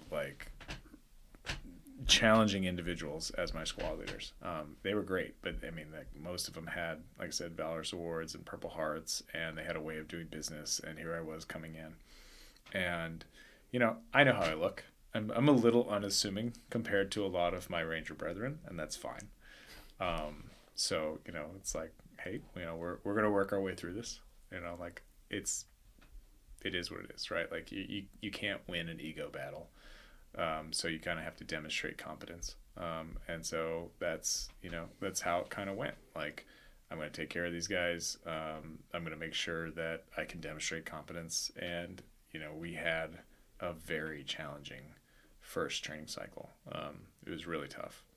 Part of the reason it was tough was because this was the first real downturn in the war. So we're at 2014 now, and they had stopped mass deploying all of the units. Well, Iraq's done, and 2014 is actually when ISIS spiked, but at this point we're only in Afghanistan. Yes, so we're only in Afghanistan. Yes, so actually a lot of things happened in 2014. We blew out I think it was 1st Battalion.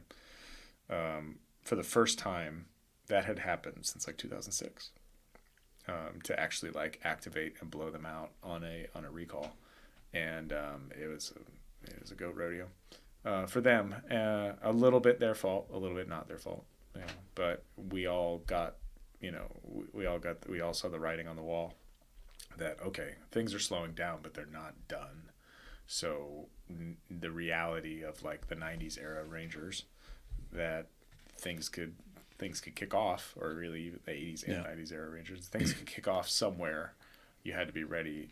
Quickly came back in. We were no longer just a continuously rotating unit to Iraq or Afghanistan. Now we could actually be blown out somewhere. So that kind of like re-stimulated everybody's sort of work ethic for preparation, if they weren't already feeling it. But so that first go round, we didn't deploy, and kind of saw that coming. Because they had a pretty hairy series of deployments before I came back to the platoon, and so we got to plan. So kind of like going back to like the dog handling era, we got to plan a training cycle from scratch, right? So some autonomy, some freedom, some things we never had done before or hadn't been done in a long time. So we planned a trip to Alaska. Why not? Like. It'd be a nice change of pace. I mean, Rangers hadn't been in Alaska since before the GWOT, like to train up there. And so, I mean, I could be misquoting it, but it had been a pretty long time. So much so that the Stars and Stripes came and did an article on us. So, you know, like we prepared for high altitude training. We prepared for mountainous training, and put together, you know, besides all the other normal stuff that we did. Because of all the time that you spent in mountain phase, were you the SME, the subject matter expert for that training? Actually, I was the proponent for getting it put together. Like I would not say that I was an expert at it, but I did really like doing it. And I met a former 20th group guy. No, 10th. Well, he was a 10th group guy, but I think he had switched over to one of the groups. I don't remember which one. Maybe he's 19th. But either way, I had met him, and he had just opened a rock climbing gym in Columbus, Georgia, and I was like, "Hey, you want to work something out here? Because like I got like 150 Rangers that are about to go to Alaska, and I think it'd be a really good idea if we get good at climbing before we show up there." So we kind of developed a pathway to do that, and we showed up to Alaska and had a great time. Climbed a bunch of mountains, did a lot of rock climbing, like did some other stuff. So. Where in Alaska? So we were at Black Rapids. That's just gonna start. My Alaska geography is gonna suck. We were at Black Rapids. We went up to Fairbanks. We finished in Anchorage. So I think it's like BRTC, the Black Rapids Training Center, I think is where they do a lot. I think they are the proponent for the Army's mountain program. So like there's Vermont, which runs the National Guard program, and then there's Alaska that runs that. So if any of those people are watching, I hope I got it right. So we went up there and had a great time, in my opinion, and did a lot of cool stuff up in Alaska. And it was the summertime, so the sun never set. And then so that was a really cool trip that we worked out well. Again, totally flying by the seat of our pants. None of that stuff had ever been like looked at before. And then we went to JRTC. So in a span of a week, we flew from the most northern military base on the face of the earth to a place I never ever want to go back to. In Louisiana. This is your first time at JRTC? At JRTC. Very near and dear to I mean, you've been in for over a decade at this point, and you had never been to JRTC. Do that. We didn't have the time to do that. We had gone to NTC for the CTC rotations and because of the similarities to what we needed to do overseas. But why would we go to JRTC? So we, yes, we had to lean heavily on those members of our formation that had been in the conventional Army and had done JRTC planning or deployments, because the rest of us had no idea what we were getting our hands into. I mean, the structure is obviously the same as NTC when it comes to these combat training center rotations, but not the location and the expectations down there were totally different. It turned out, again, to be a great trip. We made the most of it. It almost killed us. You may be the first person in the history of the U.S. Army who's ever said those words. I can't tell you most of the things that we did down there, but we had a great time, because it goes back to, and this is where Like, I loved those guys, the guys that I was worried that they were going to eat me for lunch, because this is where I got to show what I knew, right? When we got to JRTC, that yes, I could show them the ropes in Alaska. Yes, we'd all been to Ranger School. But when we got to JRTC, we went into a very, very low, what's the word I'm looking for? Like low tech, low visibility kind of situation. So we were no longer in what had been like the deployment cycle of stuff. We were running off generators in like, you know, soft shell tents off the back of Humvees with 1 or 2 laptop, some paper, and we were putting together, you know, short notice operations in the span of a couple hours, right? And then going. So this is literally mirroring my first deployment. Yeah. Almost like reverting back to analog. Exactly. Yeah. Yeah. And they had never experienced that. And I'm like, this is my wheelhouse.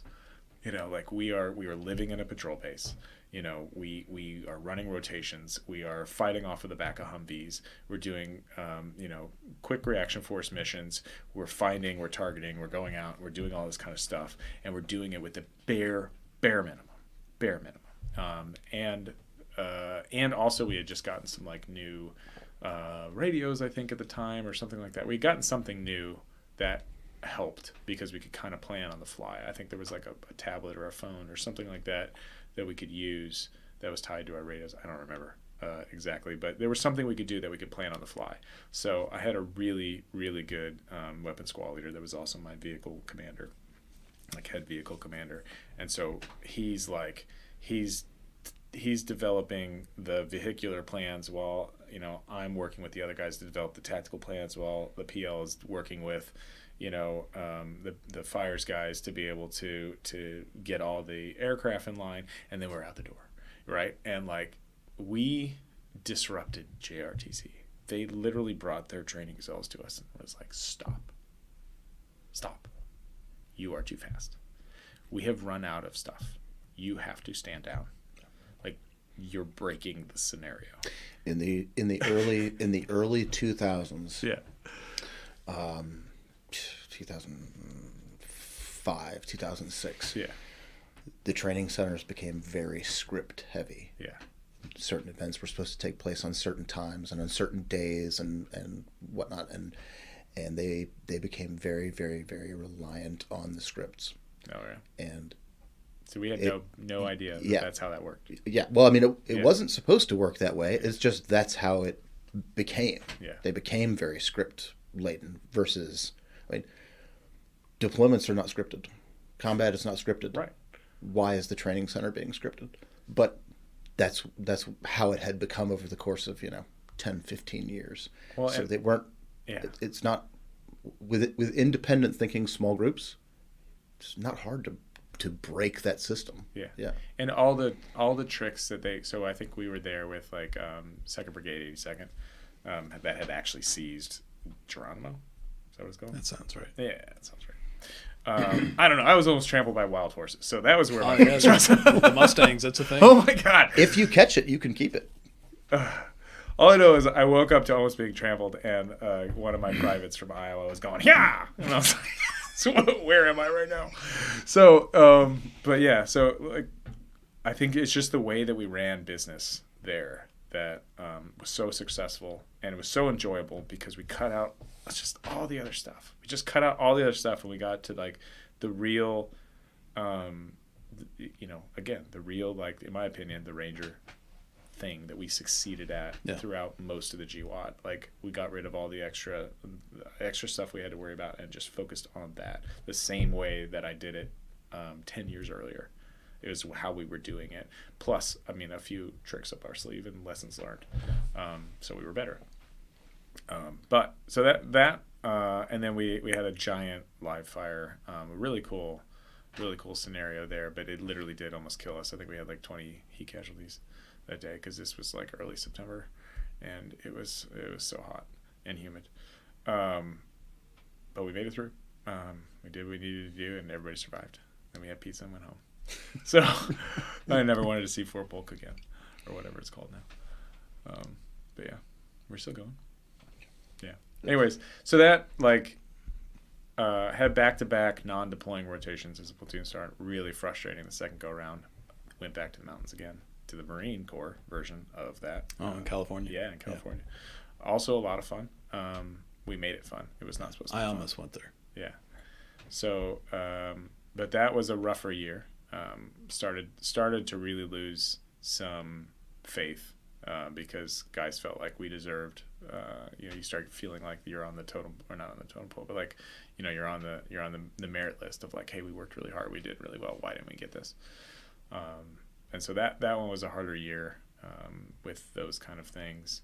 And I also started learning some other lessons about being in charge.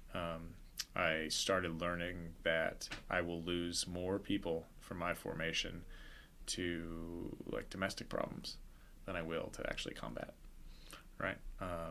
Or to like financial situations or whatever.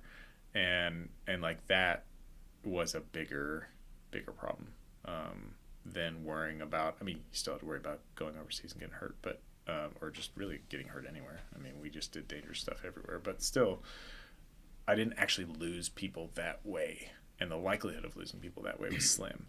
But here I was losing high-ranking senior qualified individuals because of domestic situations or home situations, whatever it was. And so that was actually a pretty strong message that I was receiving in that moment of like, hey, this stuff can't be overlooked. It's gone overlooked for better part. I mean, we'd been at war for 13 years at that point. People were just like, oh, whatever, families. And it's like, it can't be whatever families. Like, you have to allow these guys time to go deal with that kind of stuff. And again, they didn't really have the mechanisms in place that they do now. They have, really good family programs now, but we just didn't have that then. That was available. So that was kind of a learning point at that time. And then finally my third rotation as a platoon, I made up for all the other ones. So we went over. At this point, it's just, I think we're just fighting out of Bagram Airfield in Afghanistan. What year is this? This is 2016. Okay. Yeah. And so another year that I had a child. And so the deployment started off with that. And we got over there, and it's a weird time frame because ISIS is gaining significant footholds in the eastern portions of Afghanistan, and they're starting to like the Taliban's fighting back pretty significantly. There's still Al-Qaeda running around. It was just like you didn't know what was gonna pop on any given night. It was a very, very busy time. It used to be like you didn't want to be at Bagram Airfield because you would just be living at the hotel that was Bath, in my opinion. Sorry if you like that. We call it Brogram. Brogram, why? Like for brag. Oh, okay. Yeah. I mean, yeah, it's just like every other time I was there, I was like, this isn't real deployment, guys. You have a McDonald's or a Pizza Hut or something. And a green bean. Which had salsa night. Like, come on. But it's fine. So there we were, now we're running operations out of there. And yeah, I mean, every operation was no joke. We had a dog killed that year. And we took fire regularly while we were in the air, almost every time. I think we were either nearly hit or hit while we were flying over the areas. We could go anywhere. There was really nothing, because we had reduced the forces so much by 2016 that we might be like lily padding to another part of Afghanistan to go do what we needed to go do there to come back. And some of those times were actually like mini, we used to call them like mini airfield seizures. I think it was like Sharana. I don't know, some of the stuff's fading, but like It was an airfield. And we didn't have security there anymore. We had turned it over to the Afghans. That's down on the border. Yeah. So in order to run stuff out of there, we'd have to go literally take control of the airfield, so seize it, and then run an operation out of there, and then come back, and then retrograde, and then come back. So like we were literally living our training on a night-to-night basis, in ways that nobody had really ever envisioned. So it was cool, but also it just was extremely exhausting. hectic. Yeah. And that wasn't enough. Now we got the word that we were going to extend. So it turned into a 6-month deployment again. And the reason we were is because we were going to do a massive incursion into the mountains in Afghanistan. So we planned that, and then we did that, and that went down well. But yeah, it made up, I guess, for the lack of not deploying the previous 2 years, because anything and everything that could happen, that rotation happened pretty much that rotation. You were in the East? Yeah. Your guard is? Where we did like the operations. Yeah. I was in Nangarhar. Okay. Yeah. That's further north. Okay. Yeah. So just all along the border there, near the Fada and all that stuff. Yeah. So that's where all, like, it's what I remember of the ISIS inroads and bases and stuff. So we were like, hey, we're gonna go clear the valleys and the mountains. I was like, that sounds like a great idea. How long is that gonna take us? We don't know. How many people we need? Whatever we got. How many do you have? Turns out all that mountain training came in a lot, really handy. So they actually still, I think they still cover how that operation went now in RASP 2, which is like the senior NCO and officer course that they go through. I think they actually cover how that operation went down because of the lessons learned from it. So it was eventful. What lessons were learned? At the platoon level, because that's the level that you were at. What lessons were learned at that level? It was, I mean, our platoon, I'd say we prepared very well.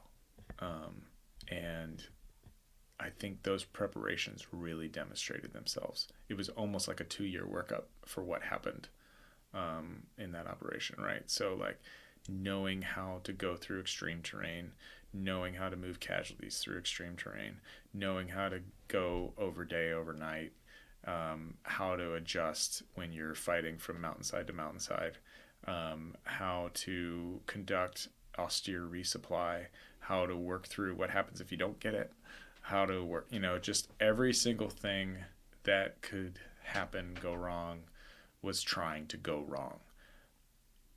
But somehow it was something that was like baked into training that we had just done in the mountains of California or in the mountains of Alaska, or even a JRTC with no tech or low tech, and then trying to like adjust. And I don't know, it was as very challenging as it was. I think that like paid off. It paid off to the guys, because they saw like, oh man, like this is why we do the hard stuff when no one's looking, or this is why we go the extra mile to do that.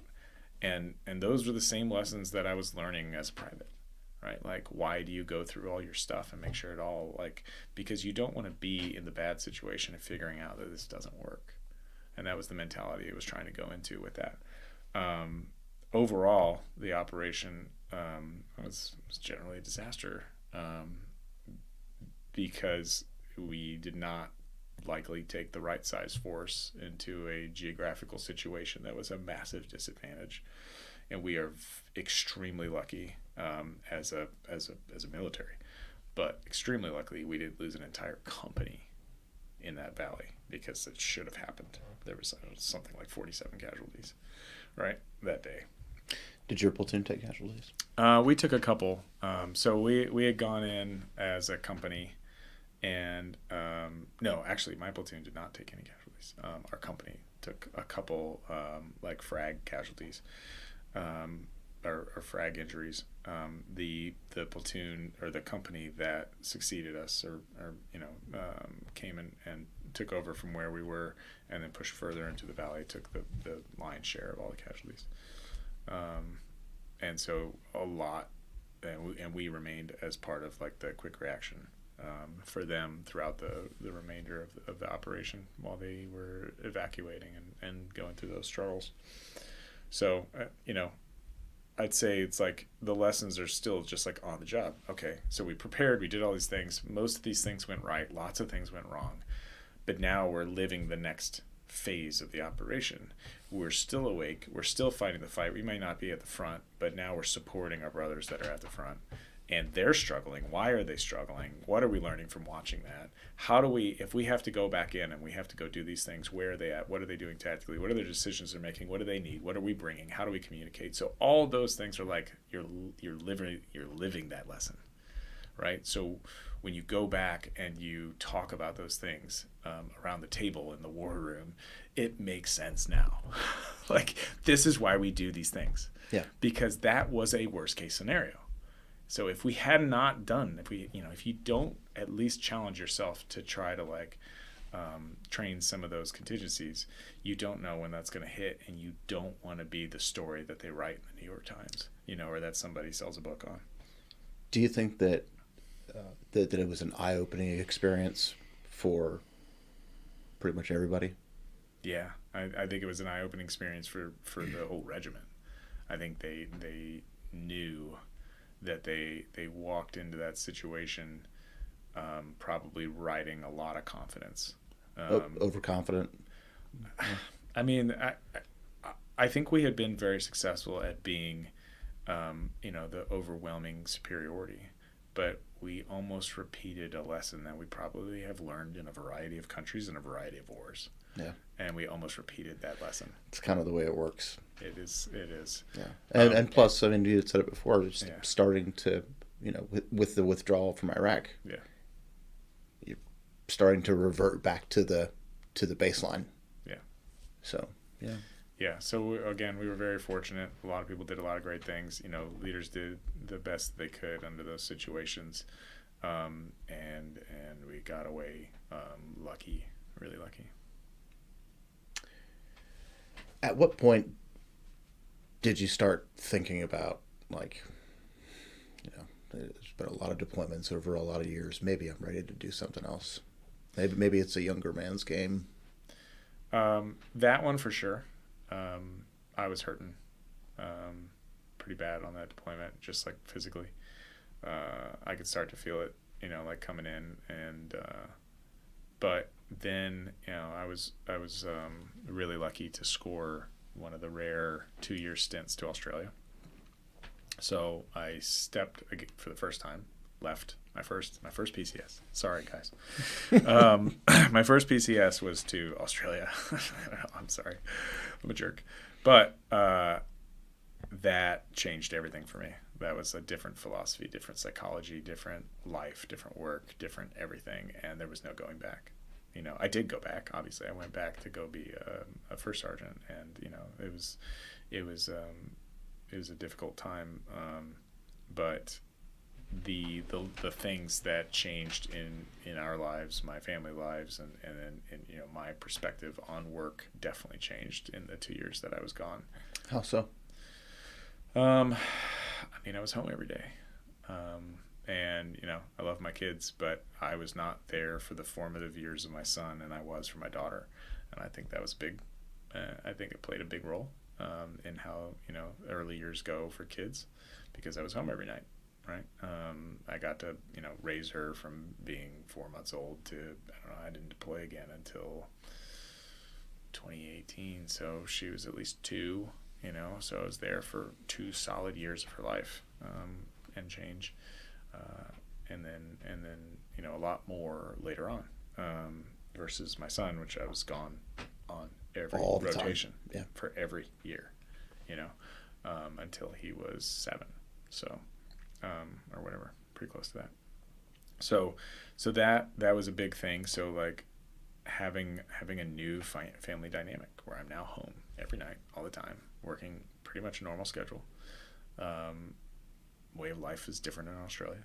Just is. A little bit. They're a little bit more laid back about a lot of things. And, I was working with the commandos, and they're a great group of guys that do the highest level of missions for their country. And they managed to do it a whole lot more, not relaxed, because that's not the right term. They just do not self-impose the stress that we do as a country, as a culture, as a military. They just don't the same way, but they still achieve the same end states.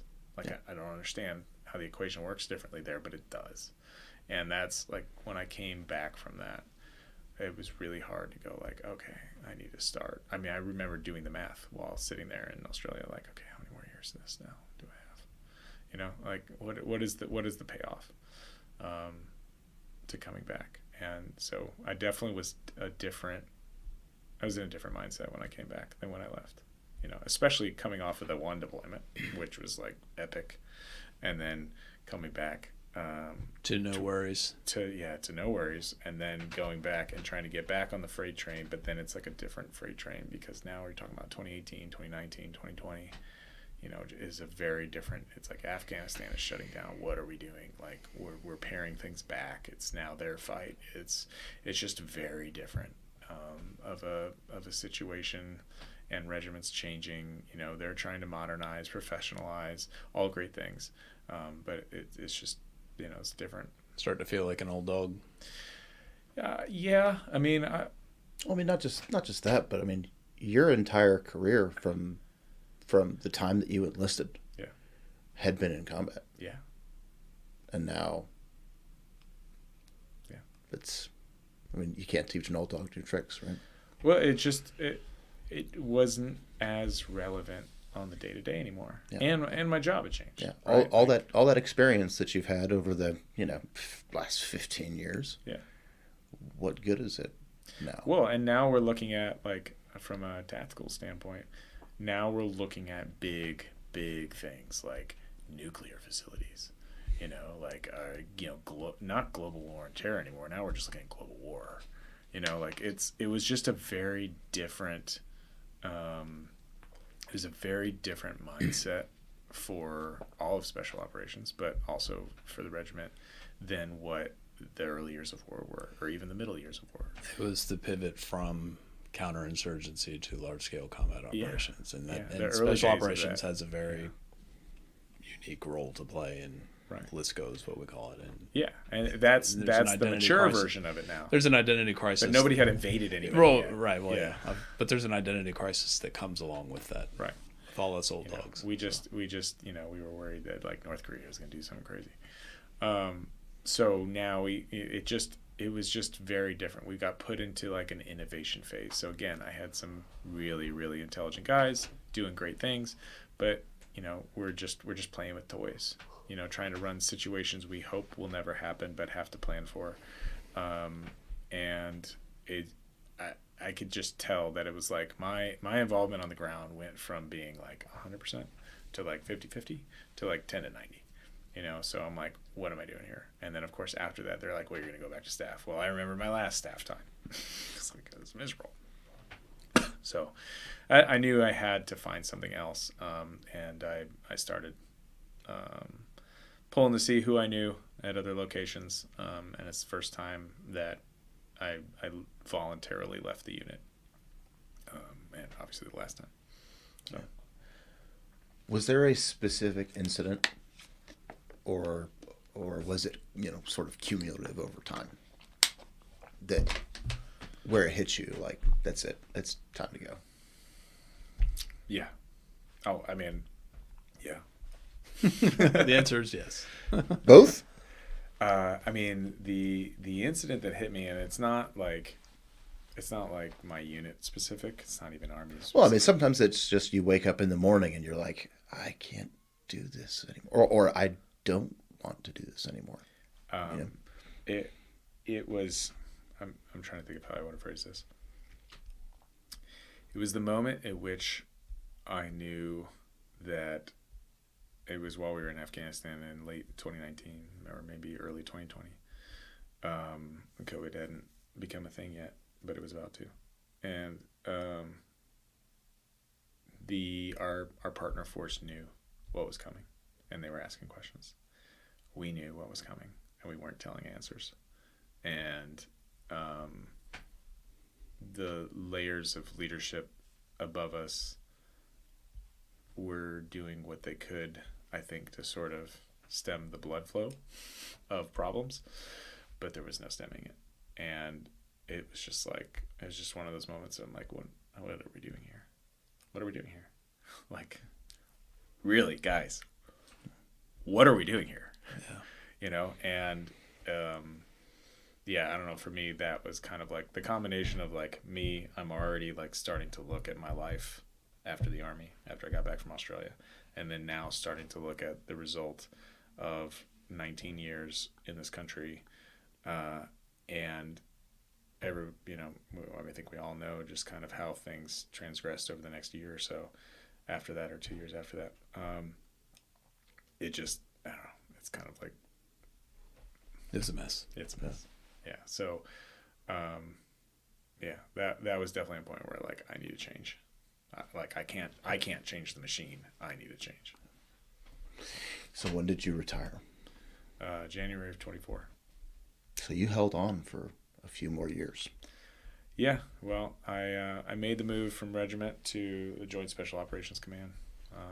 So I called some people that I knew, asked around about jobs, and I was like, there's got to be more out there than the regiment. I love the regiment, did great opportunities there, great friends, and memories, but I just needed to see more before I left the Army. Nothing lasts forever.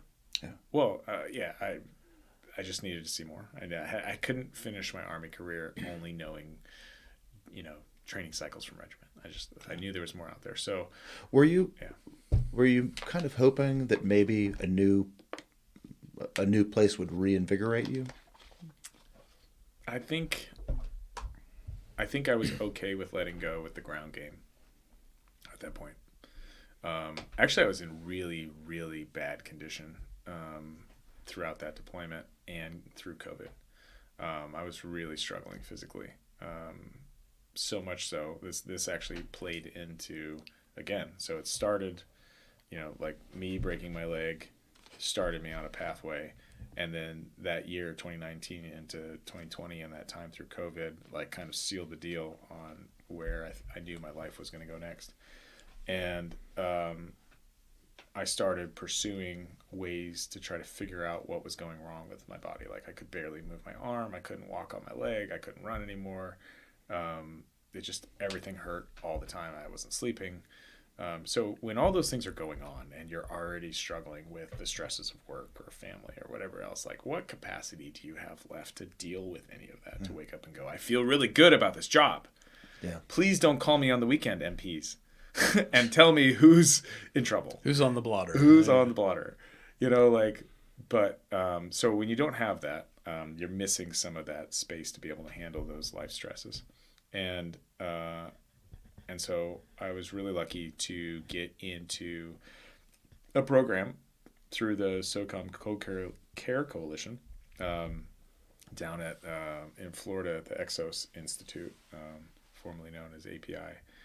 And so Exos did this accelerated return to duty program where they brought in a human performance team just for, incredibly injured, soft, active duty members. And it's this human performance, highly qualified team down at Exos in Pensacola, Florida. Is that formerly Athletes Performance? Yes. I've been there. Yeah. So I was just blown away, right? Like I got a dietitian, I got PTs, I got athletic trainers, I got strength coaches, and they're all taking care of me every day. Is a check in with Dave. Dave, how'd you sleep? How you doing? What are you eating? Like, well, we know what you're eating because we're feeding you. Like, here's your workout. Here's your this. Here's your routine. Here's that. And letter of the law, I followed like every step. They're like, you cannot drink more than twice a week. I was like, what? I'm sorry, how much? I'm sorry. Did you say twice a day?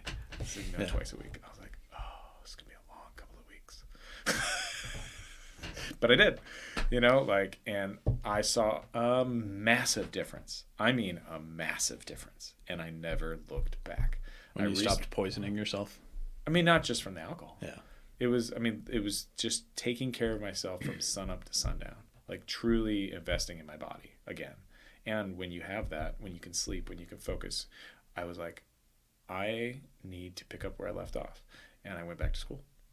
and I, finished my master's. Like, and I from start, like, did not stop from 2020 on until 2022. I was back in school again. So I had not lived a life like that since back in like the early years, and I just became supremely focused on like, this stuff matters, and it doesn't just matter to me. It matters. Like, I remember like talking to the strength coach I had down at Exos, and I was like, I know what you know. Like I could do that, right?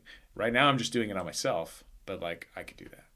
So that was really like life changing for me. So by the time I got to JSOC, I mean, I learned a lot, and it was great. And they educate their people so well there. They're really professional. I mean, some people joke around, like it's corporate, but really they invest in their people there, and they expect great things, and they expect a lot of hard work, and that's what I saw there. So I jumped in. I learned a lot. It was not the same, right? Before I was jumping into shoot houses. Now I'm jumping into meetings with 3 and 4 star, and congressional and Senate delegations and policy meetings and all this other kind of stuff. But like, I can speak the language now, right? Like I can sit in an embassy, I can sit in these other places and understand what's going on now at a political level, at a higher level. So that kept the things going for a little while longer.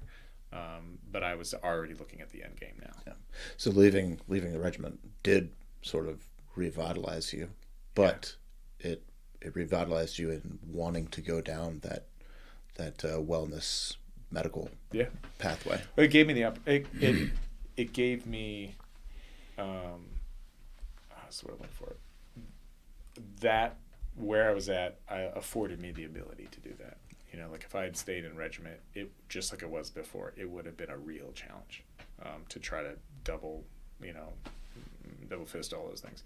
But like JSOC believes strongly in, and so do the other units, but they believe strongly in that professional development, that personal development aspect, because they want their people, one, to stay, two, they want their people well-rounded, educated, like worldly. They want those kind of people there, which is why they're a great organization. So it was feasible for me to do there, and they launched me into my next career. So you'd say you went out on your own terms? I would say that I went out on my own terms. Yeah.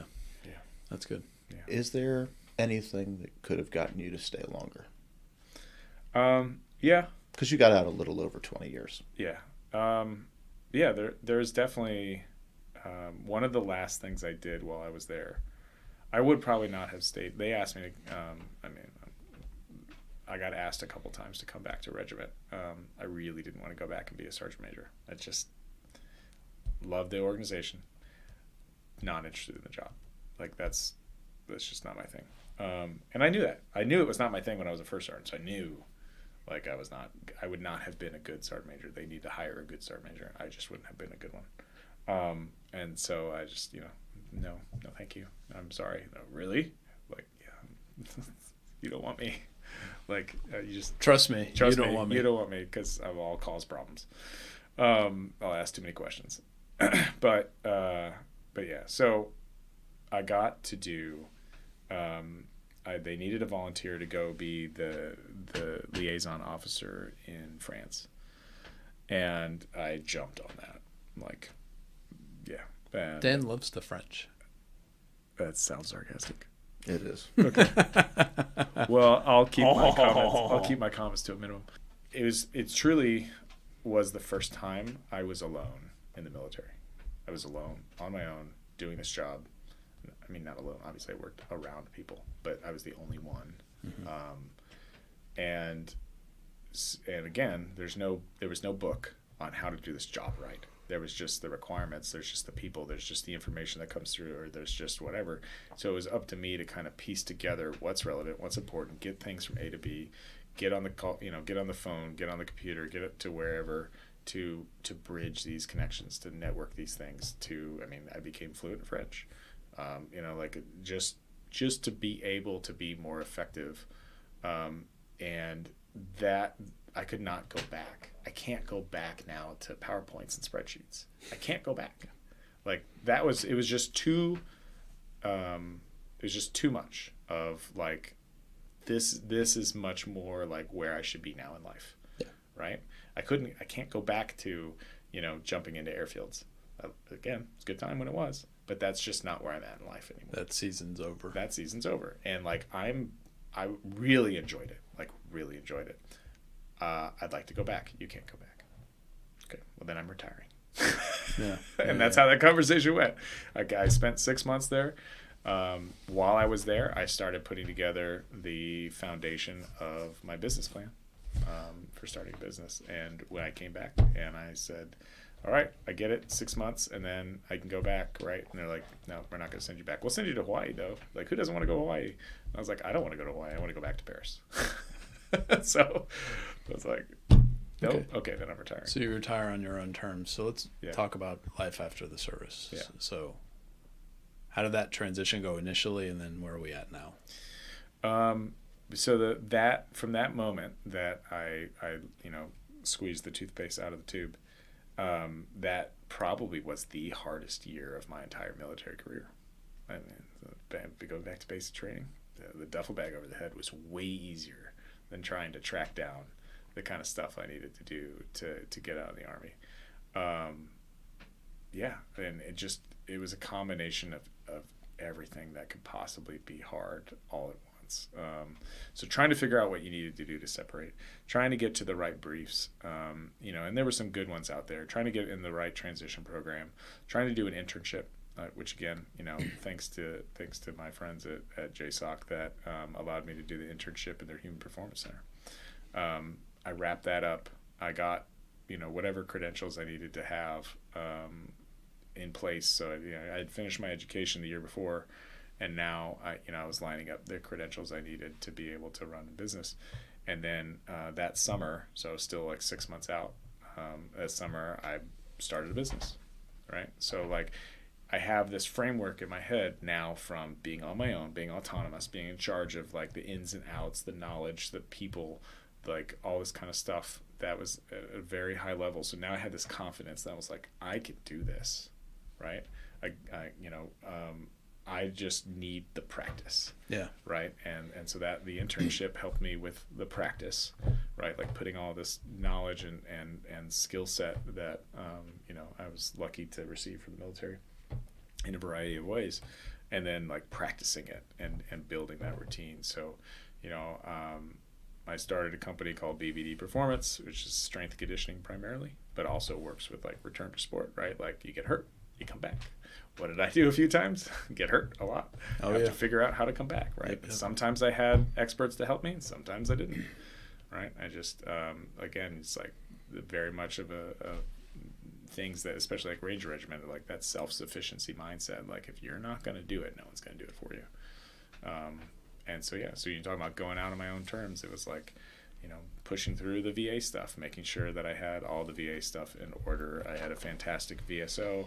I dropped her 2,000 pages of medical records. Same. Yeah. And, I just got back from my family reunion 3 years ago, whatever years it was, 23. So, 3 years ago, I was sitting at my family reunion with a box of the medical records. And they're going like, Dave, you brought work to this? And I was like, it's not work. This is my life. One way or the other. I did this in 2005. I don't even remember that. So that was kind of like the last push for everything. Like all of my effort went into getting out, and then got that launched, and then it just became like what every story that everybody tells, like chasing down the VA appointments. Which honestly, I thought they did all right. I didn't have too many issues at that point. It just had to be in the right place at the right time, and my office leadership were obviously very supportive of whatever I needed to do, and then finally January showed up, and I'm surprised I didn't lose all my hair or go gray, because it just suddenly like all hit at once, right? Like the actual last few weeks, trying to get things through Soldiers Plaza or whatever it's called, Soldier Sports Center. Sorry, Soldiers Plaza is Fort Benning term. It's not there anymore. Yeah, it's not there. They bulldozed it. Probably needed to. But yeah, so anyways, getting through all that stuff, getting told why it's wrong, or getting spun around in circles. But I'm like, all right, we're like, if we're gonna be here all the way to the last day, we'll be here all the way to the last day. Like, we're gonna get this Play to done. the buzzer. Yeah. So walked out from that. I had great friends, and nearly all of my family show up for the retirement ceremony. So again, like, third time my parents showed up to something was a retirement ceremony, and I was really thankful that they were able to make the trip, and my family and the friends that had come from all different generations of military, from like the early years to, you know, some of the later years.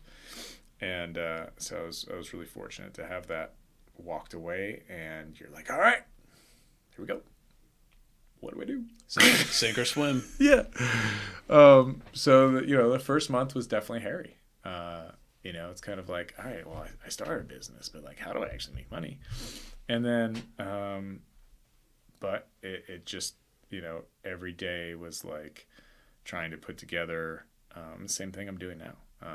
Trying to put together where do I want to go with this time? Where do I want to go with this interest and passion? How do I use the skills that I have to turn that into? And that whole year had been a struggle in a lot of ways. And I also separated from my wife in that year.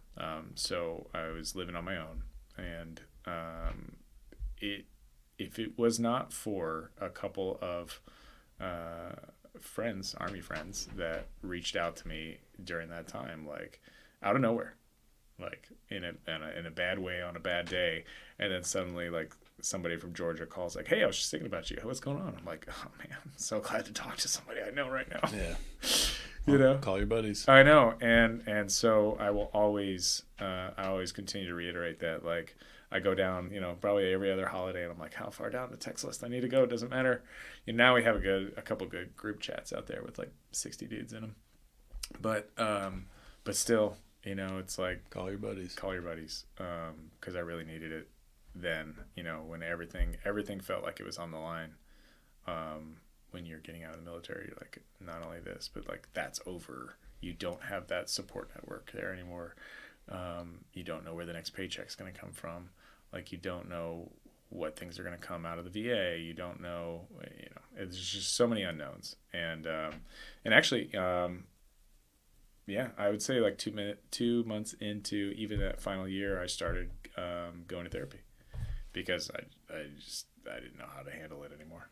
Like, and that was the first time, outside of like couples therapy, that was the first time like I started seeing a therapist about stuff, and it was really, really helpful. Yeah. And honestly, like, I'm sure they're all extremely talented and care a lot. And the funny thing is she just made me talk through the situation. Yeah. Like, that's. Talk therapy's a thing. She was just like, well, what's important this week? I was like, what do you mean? It's all important. What's important this week? Well, this week I have to turn this in. Okay, so do that. Yeah, but are these other nights? We'll deal with that next week. Oh, okay. Like, yeah. It was just some stuff like that took me from like, I'm having a really high anxiety moment. Like, I quit drinking that year. I couldn't drink, you know, because like downward spirals. Yeah. You know, it doesn't go to a good place. It doesn't go to a good place. So, yeah, it was just those kind of things of like figuring out how to self-prioritize. No one's going to tell you how to do it. And then, yeah, set your own like limits, boundaries, set your own goals. I think that's where people then struggle, is like being able to find that purpose. Yeah. And then figure out how to build structure around that purpose when somebody isn't telling you what the mission or purpose is. Somebody isn't telling you what the structure is. If you could go back to that college dropout, 20-year-old you, knowing that all the deployment cycles, the injuries, the high stress situations, self-imposed and then imposed by others, knowing that all that was ahead of you for the next 20 years. If you could go back to 20-year-old you, would you do it all over again? I think I'd have to. I wasn't happy in school. I wasn't happy with my life at that point. So, you know, how do you sell a quarter of a lifetime of sacrifice and pain, but also opportunity and growth. You know, how do you not sell that to somebody? I'm sure I would not have listened to myself. We're like that, aren't we? Yeah. Dave, this has been great, man. Thanks, Nick. Appreciate you.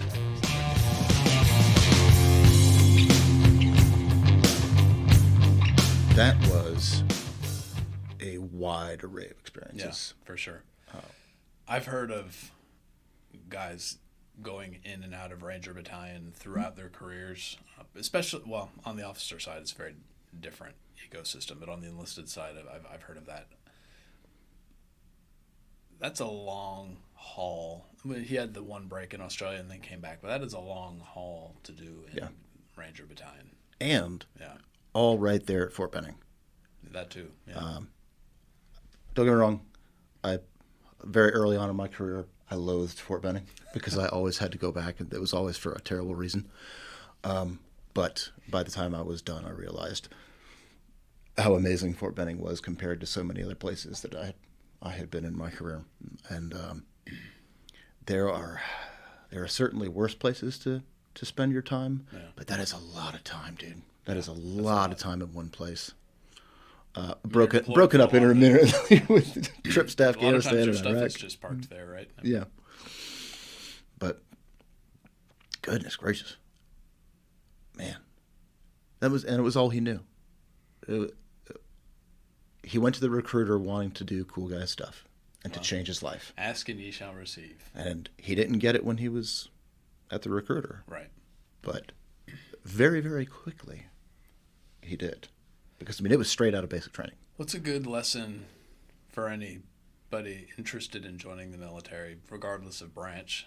Having a good attitude and being ready to roll when the opportunity opens itself. Yeah. You can go far if you are open to taking people up on those opportunities as they present themselves. And one thing he said several times is making choices to keep his options open. Mm-hmm. And I think that's a good way to approach a military career, is to, always give yourself multiple choices to choose from, and make sure that those choices can then lead to, another group of choices. Yeah, that's a good way to approach it. But man, I had more questions I wanted to ask him about Australia, but we got a little pinch there at the end. But yes, what a great opportunity as well. Yeah, training commandos. Mm-hmm. Dan under. Yeah. Right. Yeah. And I mean, it changed his entire perspective on the military, because they were still conducting high-level missions and high-level training in a much less stressful capacity. Right. And I think part of that is the Australian culture is, particularly laid back. But that opened his eyes to a lot of things in just a short amount of time. Yeah. So. And then you got to spend time in your favorite country, France. I didn't even want to dig any deeper into that. He was in my good graces all throughout this thing, and then you go and say how much you enjoyed France, Dave. I mean, the respectometer is just terrible. This must be difficult for you. Terrible. Different strokes for different folks, I suppose. But France, Dave, France. Haul. So, but any parting shots? A remarkable career. Yeah. And he is just barely been retired for a couple of years. He's kind of the same timeline as me. Yeah, on the same timeline as you. But he relapsed and went back into government service for a little bit. But he's back doing his own thing now, and so I think we should check back in with him. Of course. In a year, see how business is going. Maybe. Well, he's officially an alum now. Yeah, maybe he'll want to come back on and do a quick hit with us. For sure.